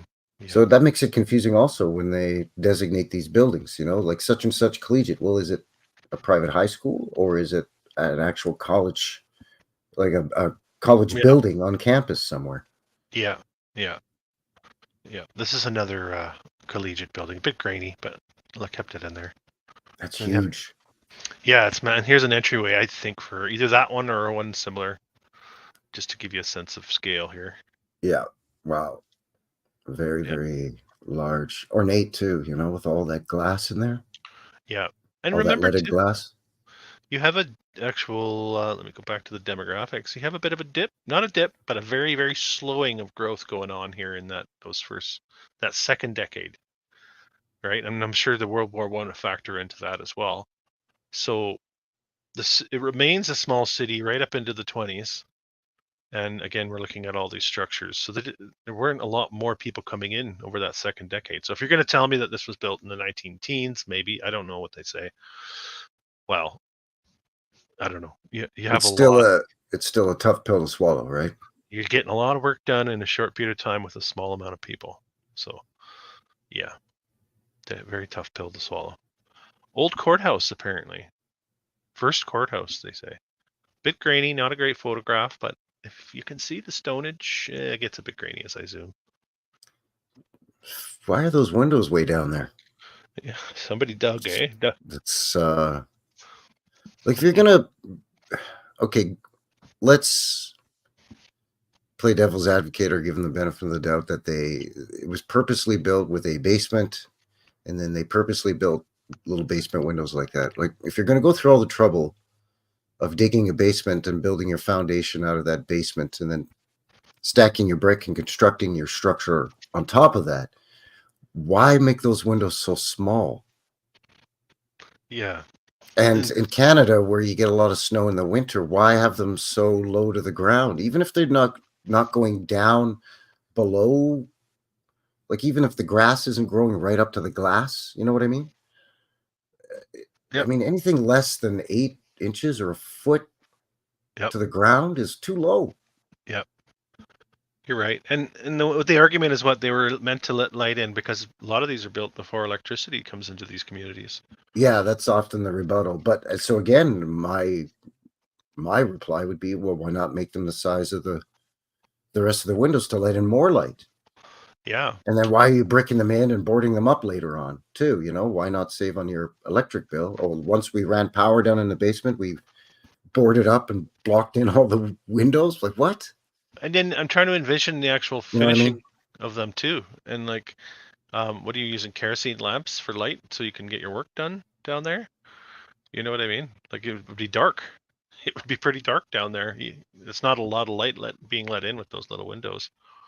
I would propose that maybe not necessarily with this building, but a lot of buildings that we see with windows like that at one time that lower window was the same size as the one directly above it and the one directly above that, especially when they line up symmetrically like that. Yeah. Yeah. And that, again, not all buildings like this, but a lot of them, I think, are, if you were to dig down and you were to remove that facading stone and get back to the brick that's on the main body of the building, that window would be the same size all the way down. Yeah. Interesting point. Yep. We'll get into the old cyclone now, or the tornado, depending on what you want to call it. Yeah, I wonder why they call it cyclone instead of tornado if it's the same thing. Does it just sound more deadly or more disastrous? Yeah. It does sound more disastrous. Because you don't disastrous. often hear of cyclone in Canada, right? I don't know. No. This is like you got a little dome in the background. See that there? On the drawing that they made for it. At least they left that in. Yeah. It almost looks like an advertisement. Weird. Okay, I think we saw this one. This was the that Knox Church, right? And then the YMCA next to it. Yeah. I'll move on. But we saw the YMCA in the before photo, and that was a big, burly looking, beefy building. Yeah. And look how flattened it is there. Wow. Yeah, it's gone. It's gone. They destroyed that. Maybe like we said, maybe they had a cyclone break. They had to blow up some buildings to stop the cyclone. I don't know. It's ridiculous. My Friday video is all about the Great Fires and going through the narratives on each one of those, and it's just absolutely ridiculous. How the narrative repeats itself there. It's that rubber stamping all the time, right? It's just they've got a handful of narratives, and this place gets that narrative, that place. It's like they just, I don't know, they roll the dice. It's like they're playing Yahtzee. Yeah. Oh, I rolled a 7 and a 2, so this town gets this narrative. Stamp. All right, what's next? So this is the Presbyterian Church, also gets hit by the old cyclone. And remember, this is 1912, right? So how long is this supposed to have been standing before it gets totaled? Yeah, is this a 10-year-old building or is this a 50-year-old building? I mean, damage aside, it looks like it's been there a while. The narrative only allows for it to be there for no more than 10 years, that's for sure. So, sus. Yeah. Well, yeah. See, Kathy Childers saying the fire narratives. Yeah. That's they didn't even have to worry about a great fire in Regina. This cyclone took care of that. Yep. So here we have more cyclone damage, and remember the rail tracks start off a year before the cyclone. And then you can see the tracks in the road here, and there's probably a lot of debris on the road, but it makes you wonder, were the tracks only put in a year before this? Or are we looking at some problems with the narrative? Yeah, or the track's been there much longer than that. Exactly. And is this all just a reset storyline, I couldn't find an asylum there. The telephone exchange. Here you get to see the tracks. See, there now we've got a brick road here. Nice looking. Which would make sense on any main line, or well, any line that's got your trolley or your tram. Mm-hmm. Mm-hmm. And you can see the damage here. Another brick building just destroyed here in the foreground. Got some wood framed as well. Big silo back there. Something on sideways. You see that there? That's yeah, a grain elevator's knocked over. Yeah, that's what that is. It says Winnipeg Elevators. Yes, that's the name of the grain company, by the way. This isn't a photo from Winnipeg. Yeah. But yeah, you got the streetcar track and the brick pavers in there. So, wow, let's look at the destruction. Yeah, that's the YMCA, and this is the Methodist Episcopal. So now we have a third church taking the brunt of the attack from the cyclone. That's the third church being damaged. ME Church, Methodist Episcopal, right? Yep, those churches had to go. Those churches had to go. Sweet. Thought we wouldn't notice, but we did. Because it just destroys their narrative, their timeline, doesn't it? That's what I'm thinking. Yeah. Well, they assign any build date to a church or any other big building for that matter in this town that's got completely wiped out by the cyclone. They could say, "Oh, it was only built 5 years prior. What a shame!" Right? And then yeah, there is a lot of these are looking much older than 1910-ish. Yeah. The we will see one that says it was completely rebuilt right after the cyclone. Here's another look at you have the columns in the front here. Wow. Quite a bit of damage, eh? I suspect we're seeing the church, another view of the church and YMCA there. Yeah. I think it's that same street. Yeah. I don't know if this is saying Ahu building. I'm not sure what that means after the cyclone. But another massive structure. Oh, that's the Donahue building. Donahue. Yeah, I remember the Donahue building. So when did Donahue. Yeah, you have to wonder, when did they build this? Remember, they only get like 10 years before this. Remember, we said the Parliament building's getting built and the City Hall's getting built. How many buildings are getting? That one school was getting built. The post office was getting built. Yeah. And this is, again, I mean, it's not huge, but for a small Canadian prairie town, that's a big building. But that's not small, that's for sure. And it's frivolous with the decoration up here, and yeah, it's a sturdy building too. Very sturdy building. And just when you thought you had seen all the churches, the Metropolitan Church and the YWCA. Yeah, both Ys got destroyed. Yeah, of course. That's 4 churches now in the cyclone. 4 churches and 2 Ys. Yeah, if we can count them all, we had Knox, we had a Presbyterian, Methodist, Episcopal, and now we have a Metropolitan Church. 4 churches, yeah. I believe I'm correct there. Neymar's got a great point there too. He says another confusing thing, for example, Hotel Vancouver's built 3 times. Yeah, there's 3 different, like not 3 phases, 3 separate, completely new Hotel Vancouver's built. Yeah. And then it stood for a short period of time too. The second one was unbelievable. It's kind of like the Crystal Palace in London, right? There was 2 supposedly different, well, the same one was dismantled, moved, and rebuilt, and then it burnt down. Yeah, hard to trust much of the narrative. Look at the devastation here. and the horse and buggies and Wow, man. The street looks pretty good though. Like it's dead straight. You got sidewalk on each side. There doesn't seem to be a lot of debris in the streets. Not even a lot of what you would expect. Okay, somebody's piled up the debris. There's a couple of piles there, but I don't know what that is. Yeah. It snuck in the okay, this is interesting too. That looks like the Capitol building back here.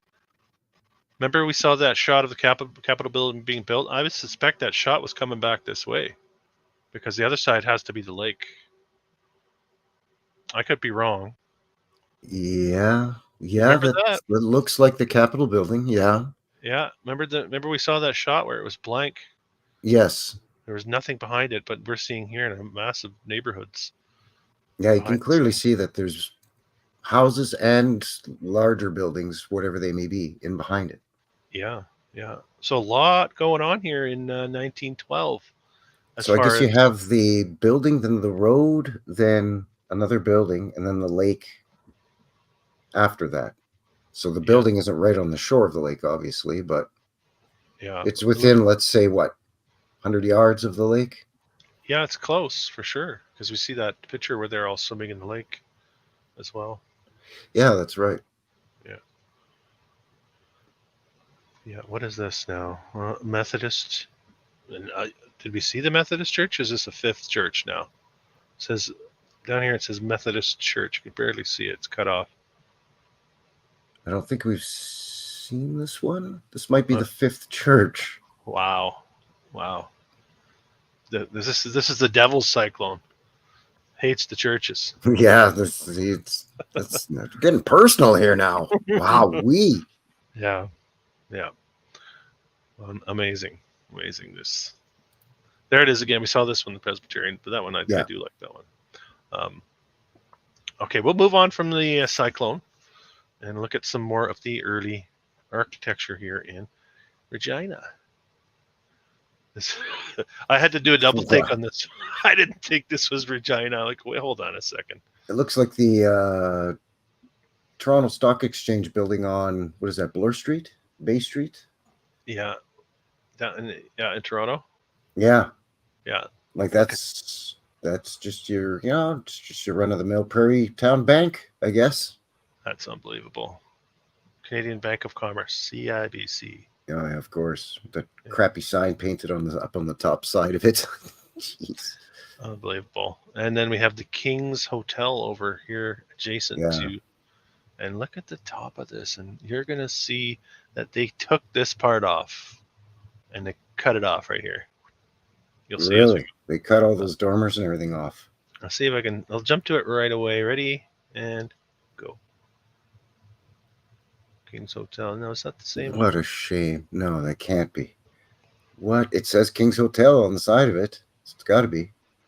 Right? Unless it's a new version. Let's see. I'll do it one more time. We've got arches on the bottom. Arches on the bottom. Arches up here. Yes. Here, I'll go back again. Ready? Yeah. I'm pretty sure they've just cut it off right here. I'll do it one more. So you have arches. You've got these square windows, and you've got the short arches, and then you have this dental molding. Yes. And arches, square windows, arches. Cut it off right there. Yeah, it looks that way. They put a bloody flat roof with tar and gravel on it and cut off that majestic old roof. It's a great example of that, of what they do, isn't it? They take away this. Wow. Now, would they blame that on the cyclone, though? Very possible. I didn't see that, but I didn't dig that far into it. It's possible. But again, what is a hotel like this? Looks pretty beefy for the top of that to be blown off by a cyclone, though. Yeah, that's very unique shape up there, too. You can I don't know how well you guys can see it, but it's a strange looking shape. I wish I could have had a better picture of this one. Let's see. Oh, yeah, okay. Let's get a little closer. Wow, multi-storied dormers with a very steep slope roof. Yes. What's at the very top here? I don't know, but that's really, really unique. It's like the fencing and then some kind of relief work on those. Yeah. My God, Almost that's like beautiful. balustrades or something. I don't know. Wow. And very unique, right? Wow. And of course, you got to throw your crappy fire escapes on the front to ruin the look of the whole thing. And then eventually, and the nice gingerbread work around that the top layer of arched windows too, right? Yep. Yeah. Who's doing this, and when is this getting built? Again, what are we in here? The 30s? Look at this down here too. Going down, sir. Yes. Jeez. Going down. It's very old world. Oh yeah. Yeah, that's a look at the wrought iron awning above the door that's held up by the chains and all that. I mean, those things are usually quite intricate as well. Yeah, that's what I call a banger. Old world banger. Not supposed to be there. That should have disappeared.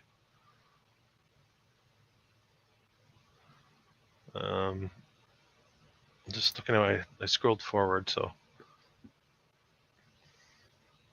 And then we go back a little bit here. This is the dark hall as a part of the school narrative again. And I showed that because I wanted to show the interior, which still stands, part of one of the universities there, with a double pipe organ action on either side here. So, sheesh. Nice curved roof. Yeah. Again, a lot of extra effort. But acoustically, that would be fantastic. The pipes just come right up into the curvature of that ceiling. The pipes are calling, Frankie. The pipes are calling. Aye, to be sure, laddie. What are you thinking so far of Regina? You think there's there's a lot of surprises, man. Like I said, I had my own folder of cyclone photos, but I mean, this other stuff I haven't seen. It's too much. There's too much stuff for that early time period. I think it's that really, really shrunken timeline, right? Basically, you've and the lateness of this cyclone, this reset. This isn't some 1891 fire. This is 1912 cyclone. Yeah, it's like a pre-World War I disaster. This is the government house, they call it, the government house. Having some of that, some of the look we expect to see. I like those grand entrance where your chariot supposedly, or your horse and wagon would pull right up under there. That's right. Yeah.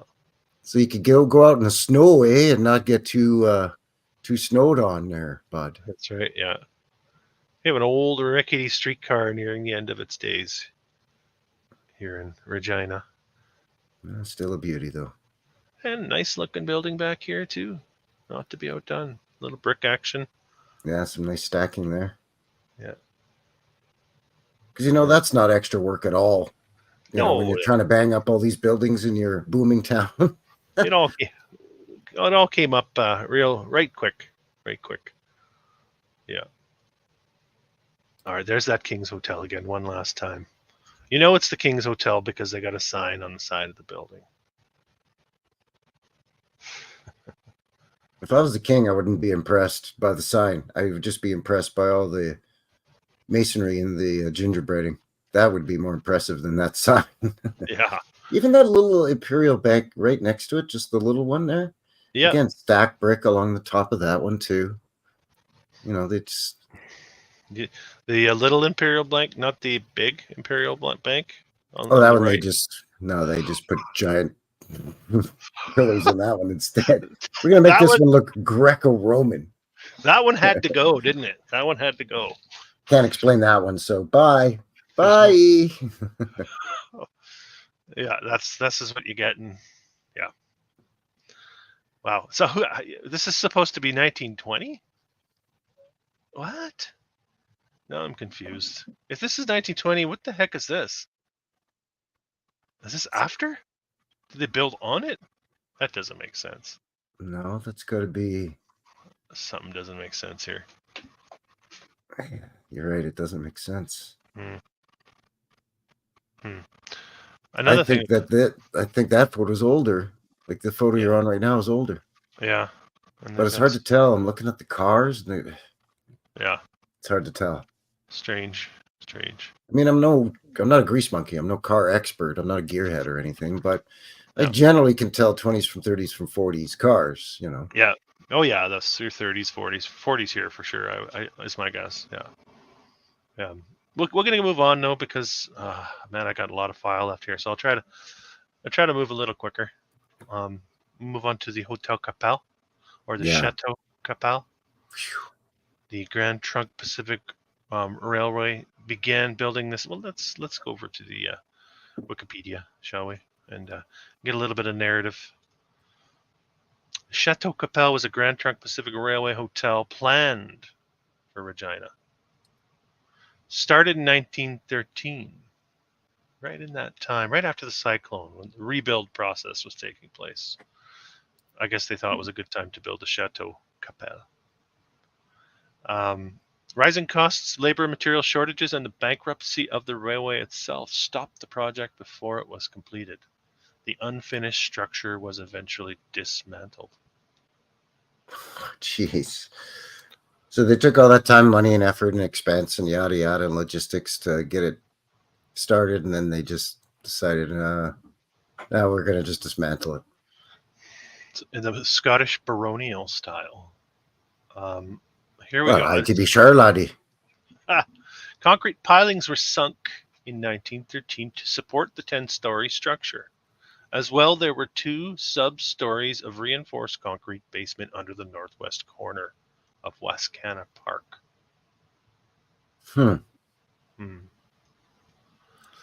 Very reminiscent of the other construction job on the legislature building where they had all the brick delivered on site ready to go, and then they changed their minds at the last minute. This one, they changed their minds even into the build.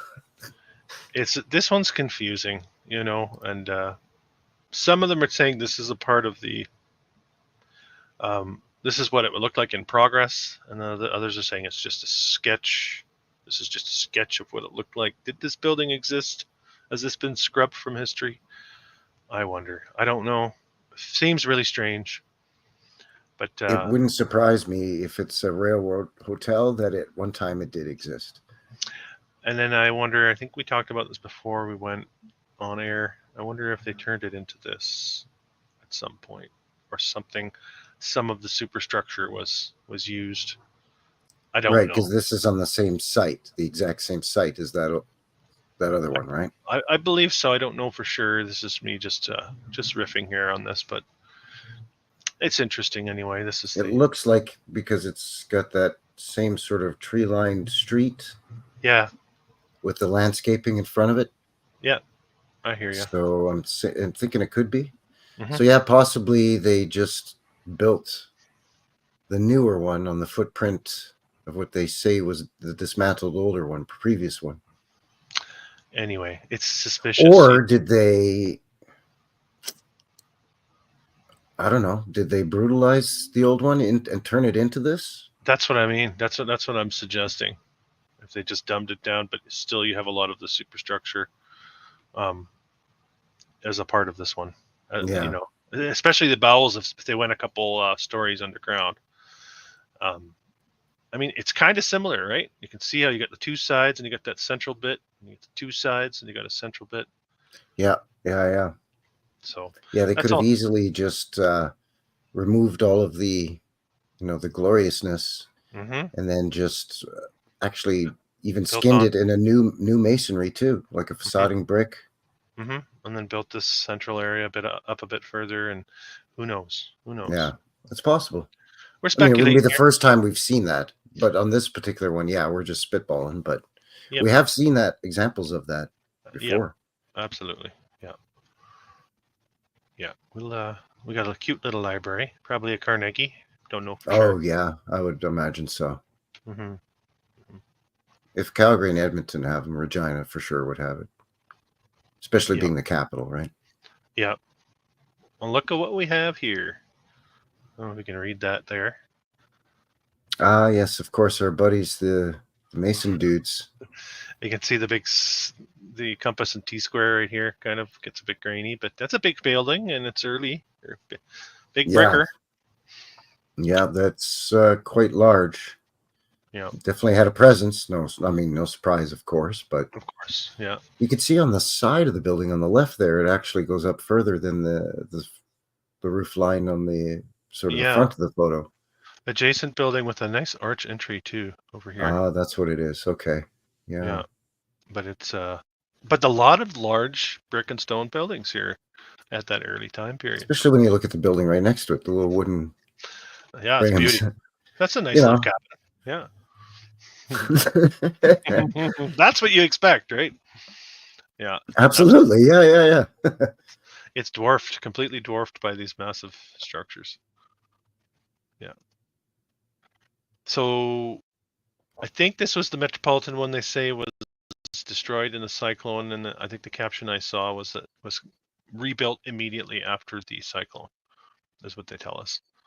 Mm. We saw this. We saw it early on in the slideshow as well. Yeah, dome and all. Yeah. Mm-hmm. So a little bit strange narrative going on there, I think.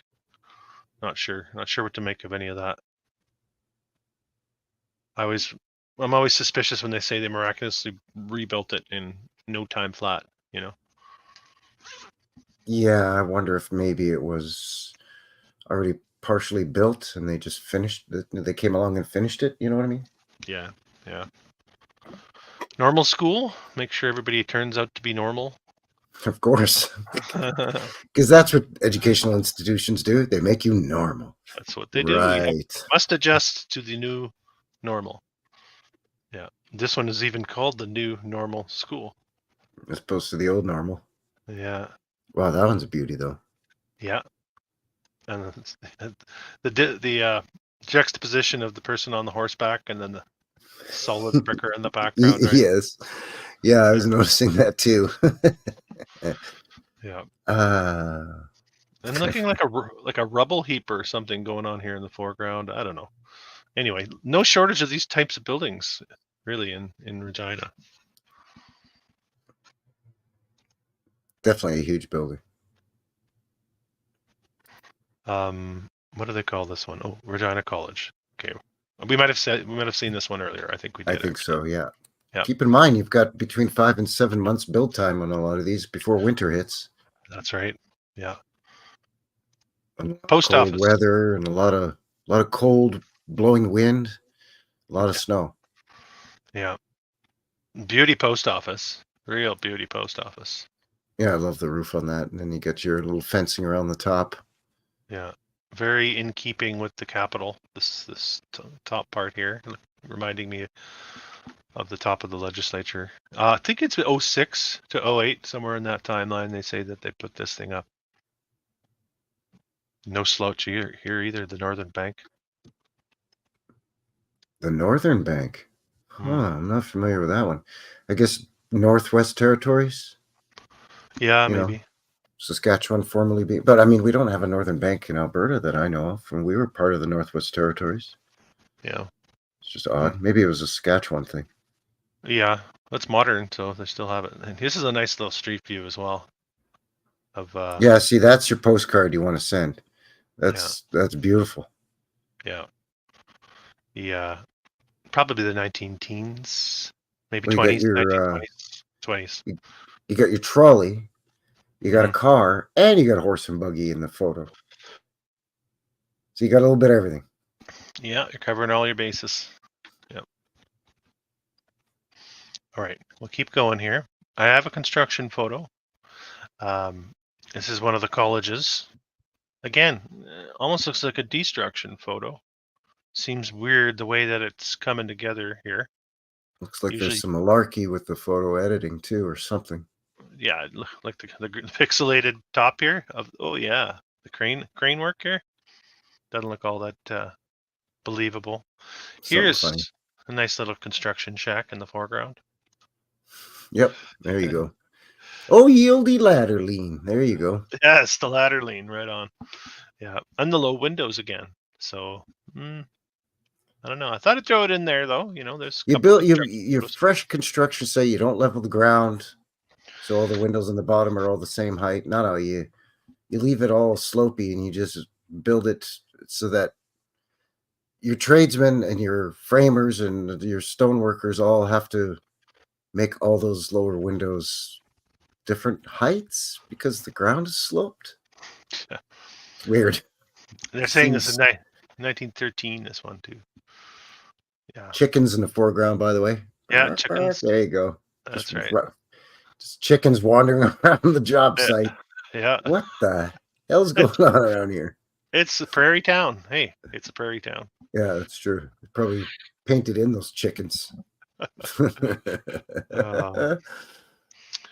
This is apparently the inauguration of the rail lines in 1911, pre-cyclone.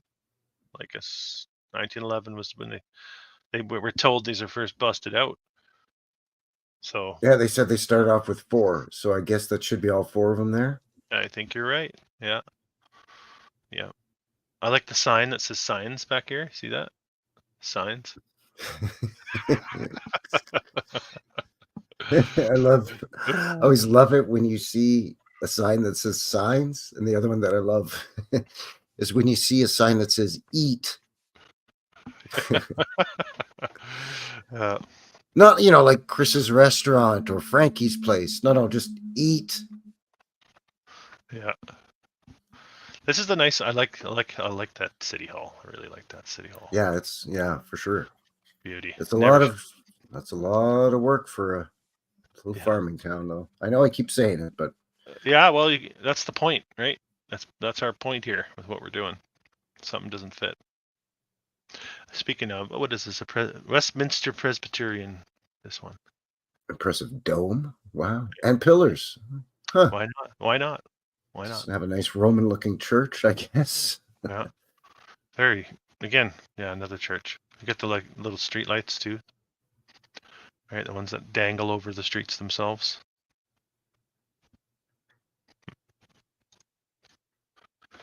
Another look at the streets. There's your brick pavers. Yes, now that makes sense on the trolley or the tram line. 11th Avenue. Yeah, that's their main high street, the main drag. It's 11th Ave. Yeah. But the bricks are looking, just all this infrastructure is looking pretty skookum. Pretty, it's wide streets. Again, we've covered this before on the channel. Even these, what start off as these little, 2,000 people, shanty prairie towns, but it's like they anticipated 2 lines of streetcars and 2 lanes of traffic, so we better make them nice and wide there, fellers. Mm-hmm. Yeah. The forethought that went into all this. Now, look at this. I really like the fountain here. Well, I've never seen this photo before. That's lovely. Yeah.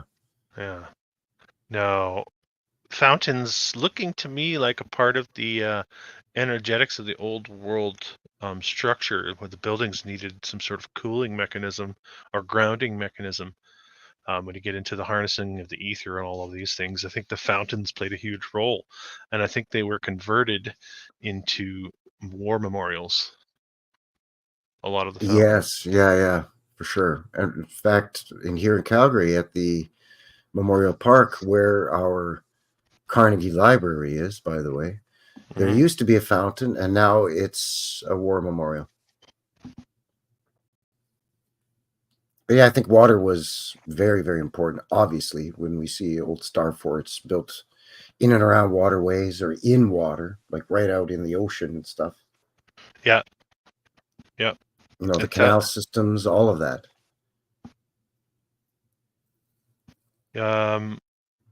Check out the light on the top too. That looks like a light to me, doesn't it? Yeah, it looks like a light on the top of that fountain. Interesting, right? Which would light it up beautifully at night, I guess, if it is a light. Can you imagine? Pretty spectacular. That's sophisticated, though, for his dusty little town, Very, very much so. With the plumbing and the electrical. I mean, beautiful. And don't get me wrong, I'm not saying that they couldn't do it or they weren't capable of doing it. It's just a lot of time and money for the short timeline and the limited population. Yep. This is the Rex Theater. Nice looking mansard roof on top. Some statue work going on up top there. Not sure what that's supposed to be. Decoration, I think, but pretty neat. Hi, SP. We're looking at some old world buildings in Regina, Saskatchewan, up here in Canada. Yeah, let's. Why don't we explain the show? Maybe there's people watching that have never tuned in. This is Knuckleheads broadcast. Frankie and I are both Canadian fellas, and we pick a location in Canada and dig up what we can of the architecture and some of the historical narrative that maybe doesn't fit what you'd expect. That kind of stuff is what we do here on Knuckleheads.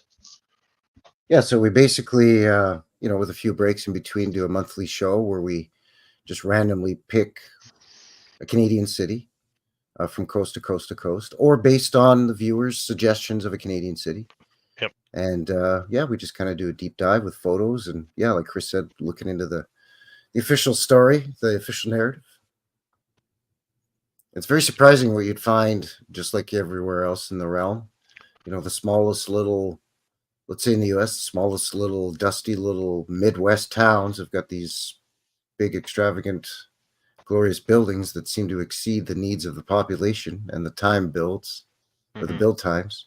Same thing up here in Canada, in our breadbasket, in the prairie provinces. Yeah, we've got a real problem with the timeline here, folks, with history. Real problem.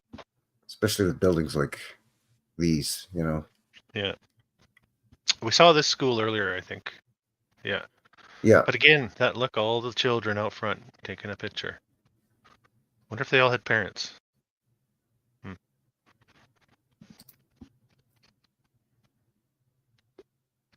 We're coming to the end of the file here. Decent sized file for sure. Yeah, a lot more than I expected for. Well, I mean, I was kind of torn because Regina, I mean, it's the capital city, and I thought it was the largest, but surprise, surprise, it's only the second largest. Mm-hmm. So, but based on that, I thought, okay, we're going to see a lot of stuff, right? It's on the rail line, supposedly that's the narrative, the railroad, yada yada. But then I remembered, well, wait, they had the cyclone, so I bet you they're going to say a lot of stuff was destroyed, but we're seeing a lot of stuff here that's just incredible. Yeah, it's quite a bit to offer for a prairie town, that's for sure. The Grey Nuns Hospital. This is the St. Chad's school, sort of ish. It still stands here. It is in the modern day. We can get a good look at the brickwork here. Yeah, that's impressive. Again, very beefy. I believe a Flemish bond, if I'm not mistaken. I might have. Oh, here we go. But yeah, neat looking building. Skookum, definitely. Nice looking doorway. Of course, you got to have your turret style tower up there. Yeah, right. That's just how they built back then. Another one of the streetcars. This is 1911. Again, the first year they are in operation. Really? That's it. You know what? I think I don't know. It didn't sink in on the other streetcar photo we saw from roughly the same time period. That's a large car. It is. It is. You're right. Maybe they have the date wrong. A lot of the early cars, cities or towns started out with would be half to 2/3 that size. Yeah. Yeah. So that's a generous size streetcar. Yeah, they had some big ones, yeah, especially toward the end there. We saw this one earlier, this railway street. I can't remember what the designation was. It was a Hudson's Bay Company or something along those lines. Built on a slope there going down to the left. Yeah. Very impressive dome on that, though. Yeah, it's a nice looking building for sure. And there's a fountain. I don't know if it's the same fountain, but it's, I don't think it is. But no, I don't think it is. No, that looks like a different one. That's beautiful too. Interesting, like a central fountain feature, right? Very symmetrical in this. And really not much else around it at all. Just a huge park. Yeah, and then maybe that was the church we saw recently. Yeah, with the dome. Yeah. All right, we have the massive park space. Wow. Yeah, nice too, right? Really nice and clean, and sure a lot of symbology in the the paved pathways and so on. Yep. So this is the Union Station, train station. Looking pretty well put together. Yeah, for sure. And the last one I have is a YMCA. I don't know if this is the one that got. That would be pre-cyclone, I'm guessing. Yeah, and obviously it wasn't standing by itself. This is what they do in these postcards, guys. They isolate the building itself and they put a false background around it, right? It's pretty common for them to do that to feature the building that they're trying to feature. Yeah, if they want to do a postcard or they're trying to attract business or tourism, they release a series of postcards or picture cards, and they will remove all of the adjacent buildings, a lot of the background, and basically then paint in, a blue sky and some clouds, and then they just touch up the black and white photo by painting and colorizing it. Mm-hmm. So a lot of times that when you see a photo that looks photo manipulated, it's because it's being prepped for something like this. Yeah, exactly. Yeah, but it also shows the ability they have to tamper with visuals from the past to give a false absolutely impression. I mean, when you see drawn in hoists and then they label the photograph as a construction photo when it's just a crumbled building with some hand crane type hoists drawn on them, I mean, obviously that's not being manipulated for a postcard. That's been manipulated for other reasons. But yeah, they completely had the ability to manipulate all of these things. Yeah. So that's even back in the 1880s, 1890s, like in the Victorian era, that was the fad, actually, was to go to a professional photographer, get your photo taken, and have it manipulate. So like you're holding your own head in your lap, or you're juggling your family's heads. That's right. Your wife and kids' heads. It was weird. Or you're talking to a spirit, right? Yeah. Yeah. Or the guy's deceased wife's face coming out of the smoke coming out of his pipe. Mm-hmm. So they used to do crazy stuff. Yeah. The Victorians were into the macabre, and they had a lot of seances and weird stuff, and that went right up until the 1920s. Yeah. It was kind of a fashionable, weird trend. Getting a real Halloween vibe off this conversation. You can kind of sense the spookiness of it all. Ooh. Yeah, we got a couple. What are you going as for Halloween, Chris? Just myself. That'll scare enough people, I think. I'll just speak my mind. That's scary. Put on a plaid shirt and a toque and carry around an axe and I'm a lumberjack.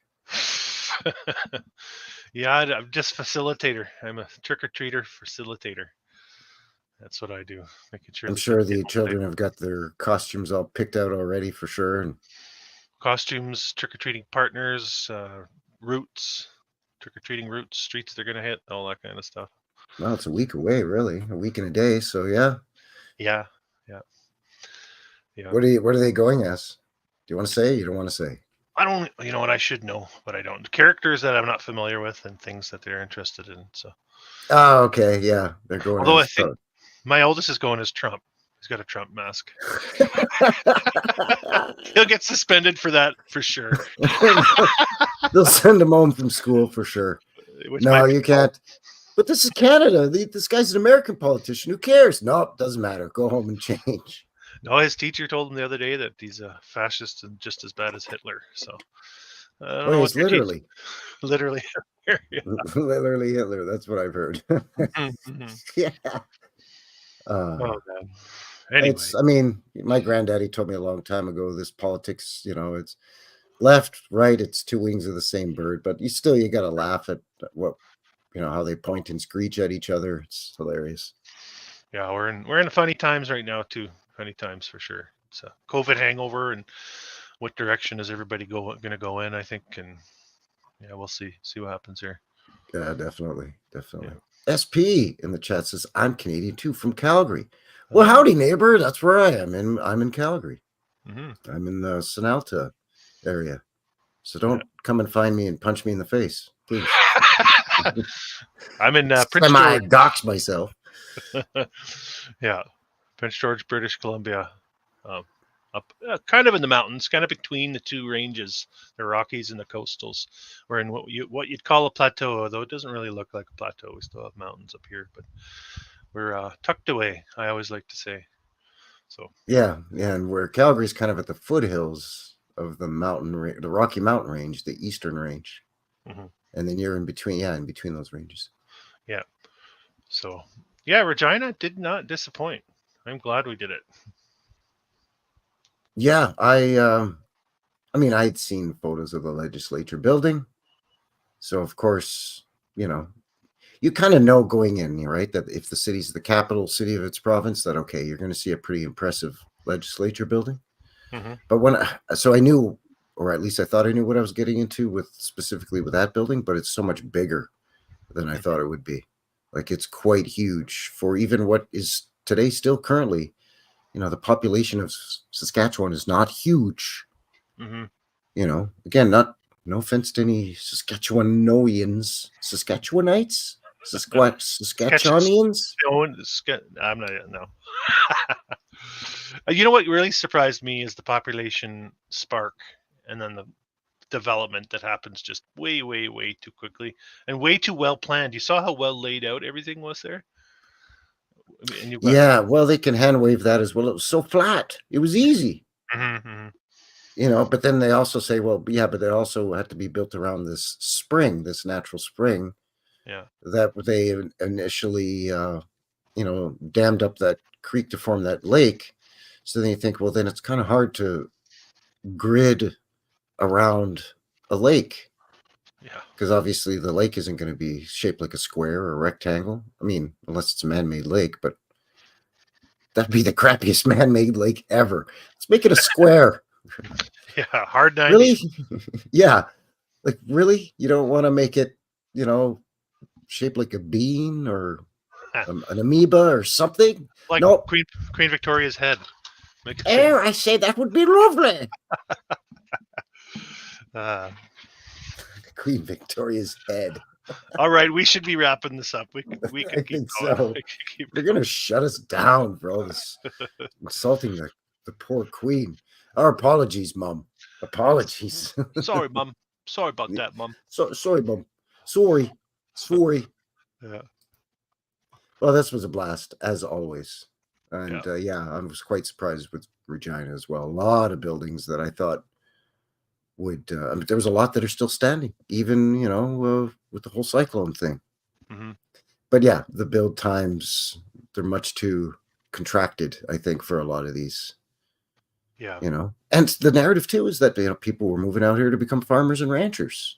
They weren't coming out here to be construction workers. Yeah. To build you might build your ranch house maybe, and that would, and your barn. Yeah. But what do you build your farm and then you go into town on weekends to help build the post office? Like, I don't, And then people again, they'll say, well, then people just came in, following the work. Well, yeah, but the work was going on everywhere at the same time. So how does that work? It's crazy. And then that King's Hotel one was a weird one too. The timeline on that. Yeah, and the changing of the roof line. Yeah. The removal of the mansard roof and those gables. Like you said, a double stacked gable. Very unique. Yeah, interesting. Vids for your mom as a Saskatchewanian. I thank you. Well, thank you. It's good to know. Good to hear. Thank you. Yeah. So what do you think's on the menu for the next one? Well, is there anyone left in the chat that wants to see anywhere in particular? I guess we throw that out first. We should do that. There's still 84 people watching between the two channels, so thank you very much. And again, thumbs up and subscribe and share and all that YouTube stuff if you haven't already. Check out Mark's comment there. I put it up. Regina will now constantly be in my head. Yeah. Well, of course, as a young, healthy man, you should always have Regina on the brain. That's true. At least that's how I look at it. And you are Gina? Gina. Hey, what's up? Nothing. I can't stand it. Somebody sing Michigan. Oh, great suggestion, but sorry, it's got to be Canadian there, eh, buddy? We're knuckleheads on this one. At least for the Knucklehead show. Chris would probably have a look at, somewhere in Michigan. Oh, I just hit Michigan. And it has, I'm sure. Yeah. In fact, I know you have. Yeah, quite a few places in Michigan. Tim J just puts a couple of dots. Still thinking, processing. Yeah. Collating. What about Quebec? We haven't done Quebec. I don't even know if we've done anywhere in Quebec. Yeah, we could do Montreal, Quebec City. We could do actually Quebec City would be a trip. The only thing we've done in Quebec City is when we did our hotels episode and we looked at Chateau Frontenac. Yeah, Quebec City would be it would be a long show for sure. Quebec City would be a banger because you've got the extended timeline or history going further back, so they say, right? The 1600s. Yep. Are you saying are we putting it in stone here? Are we scratching it into the Well, I mean, it would definitely be a one to take into consideration. Sage is shouting out Hamilton. We did Hamilton. We did Hamilton. We did Hamilton and Thunder Bay. Yeah.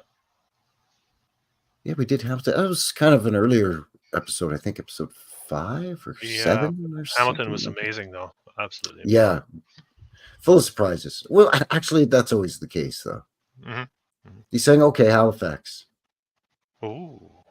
So we got Quebec, Halifax, St. Albert.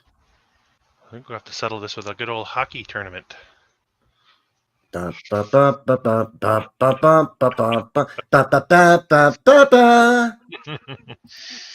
tuned for the hockey game at 6 o'clock Eastern, 6:30 in Newfoundland. Keep your stick on the ice there, Frankie. Keep your stick on the ice. Oh, I gotta tell you, those boys, they really know how to play some hockey there. Take it from me there, but Don Cherry, boy, I tell you, these guys, they can play. Don Cherry.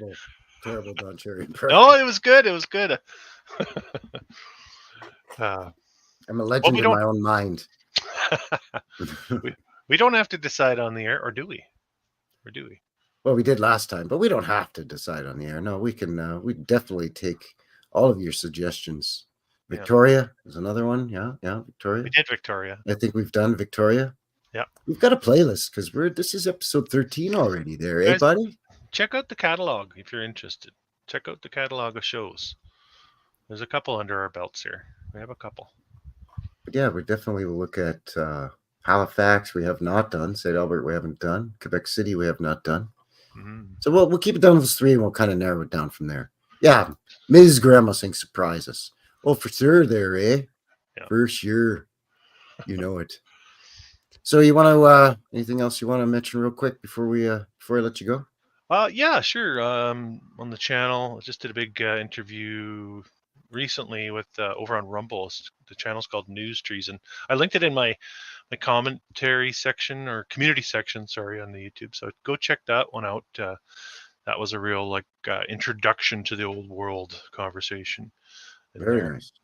And then live show coming this Saturday with John and Melissa Reiser, who I recently wrote a book with. It's going to be released in Thanksgiving, American Thanksgiving, November 28th. I think that is this year. But we're going to do a little special on their recent trip to Washington, D.C. They've got a lot of boots on the ground photographs. So if you're interested in D.C., check that out on Saturday. We're going to be doing that. And then about a month from now, I have managed to lock down Mr. Flat Earth Dave himself, David Weiss. Excuse me, sorry.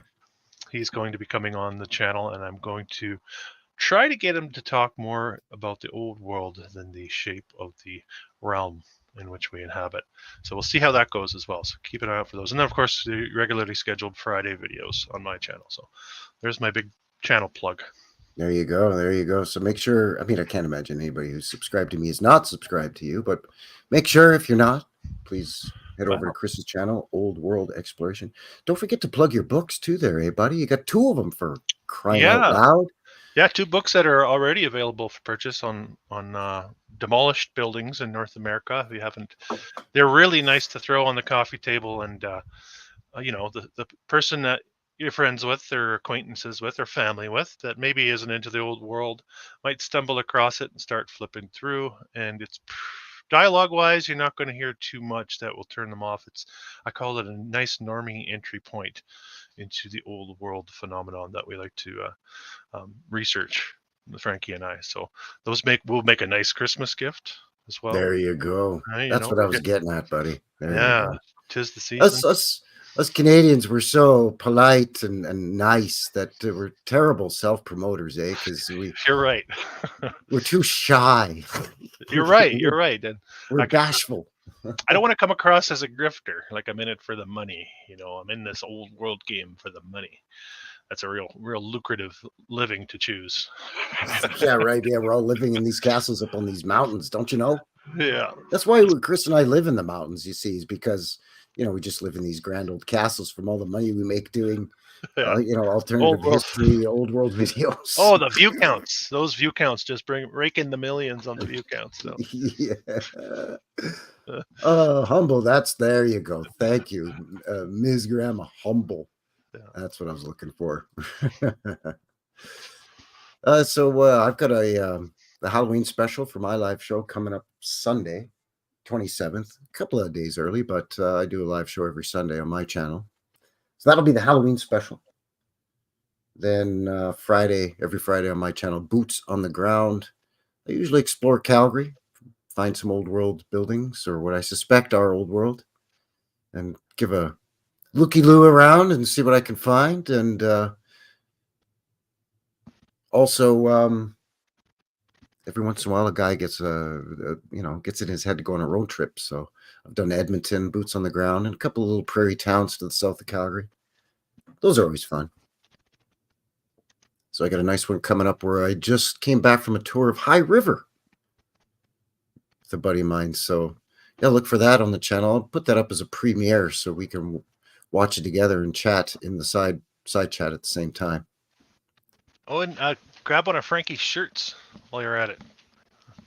He sent me one of his t-shirts in the summer there. It's a real nice fit, nice cotton material.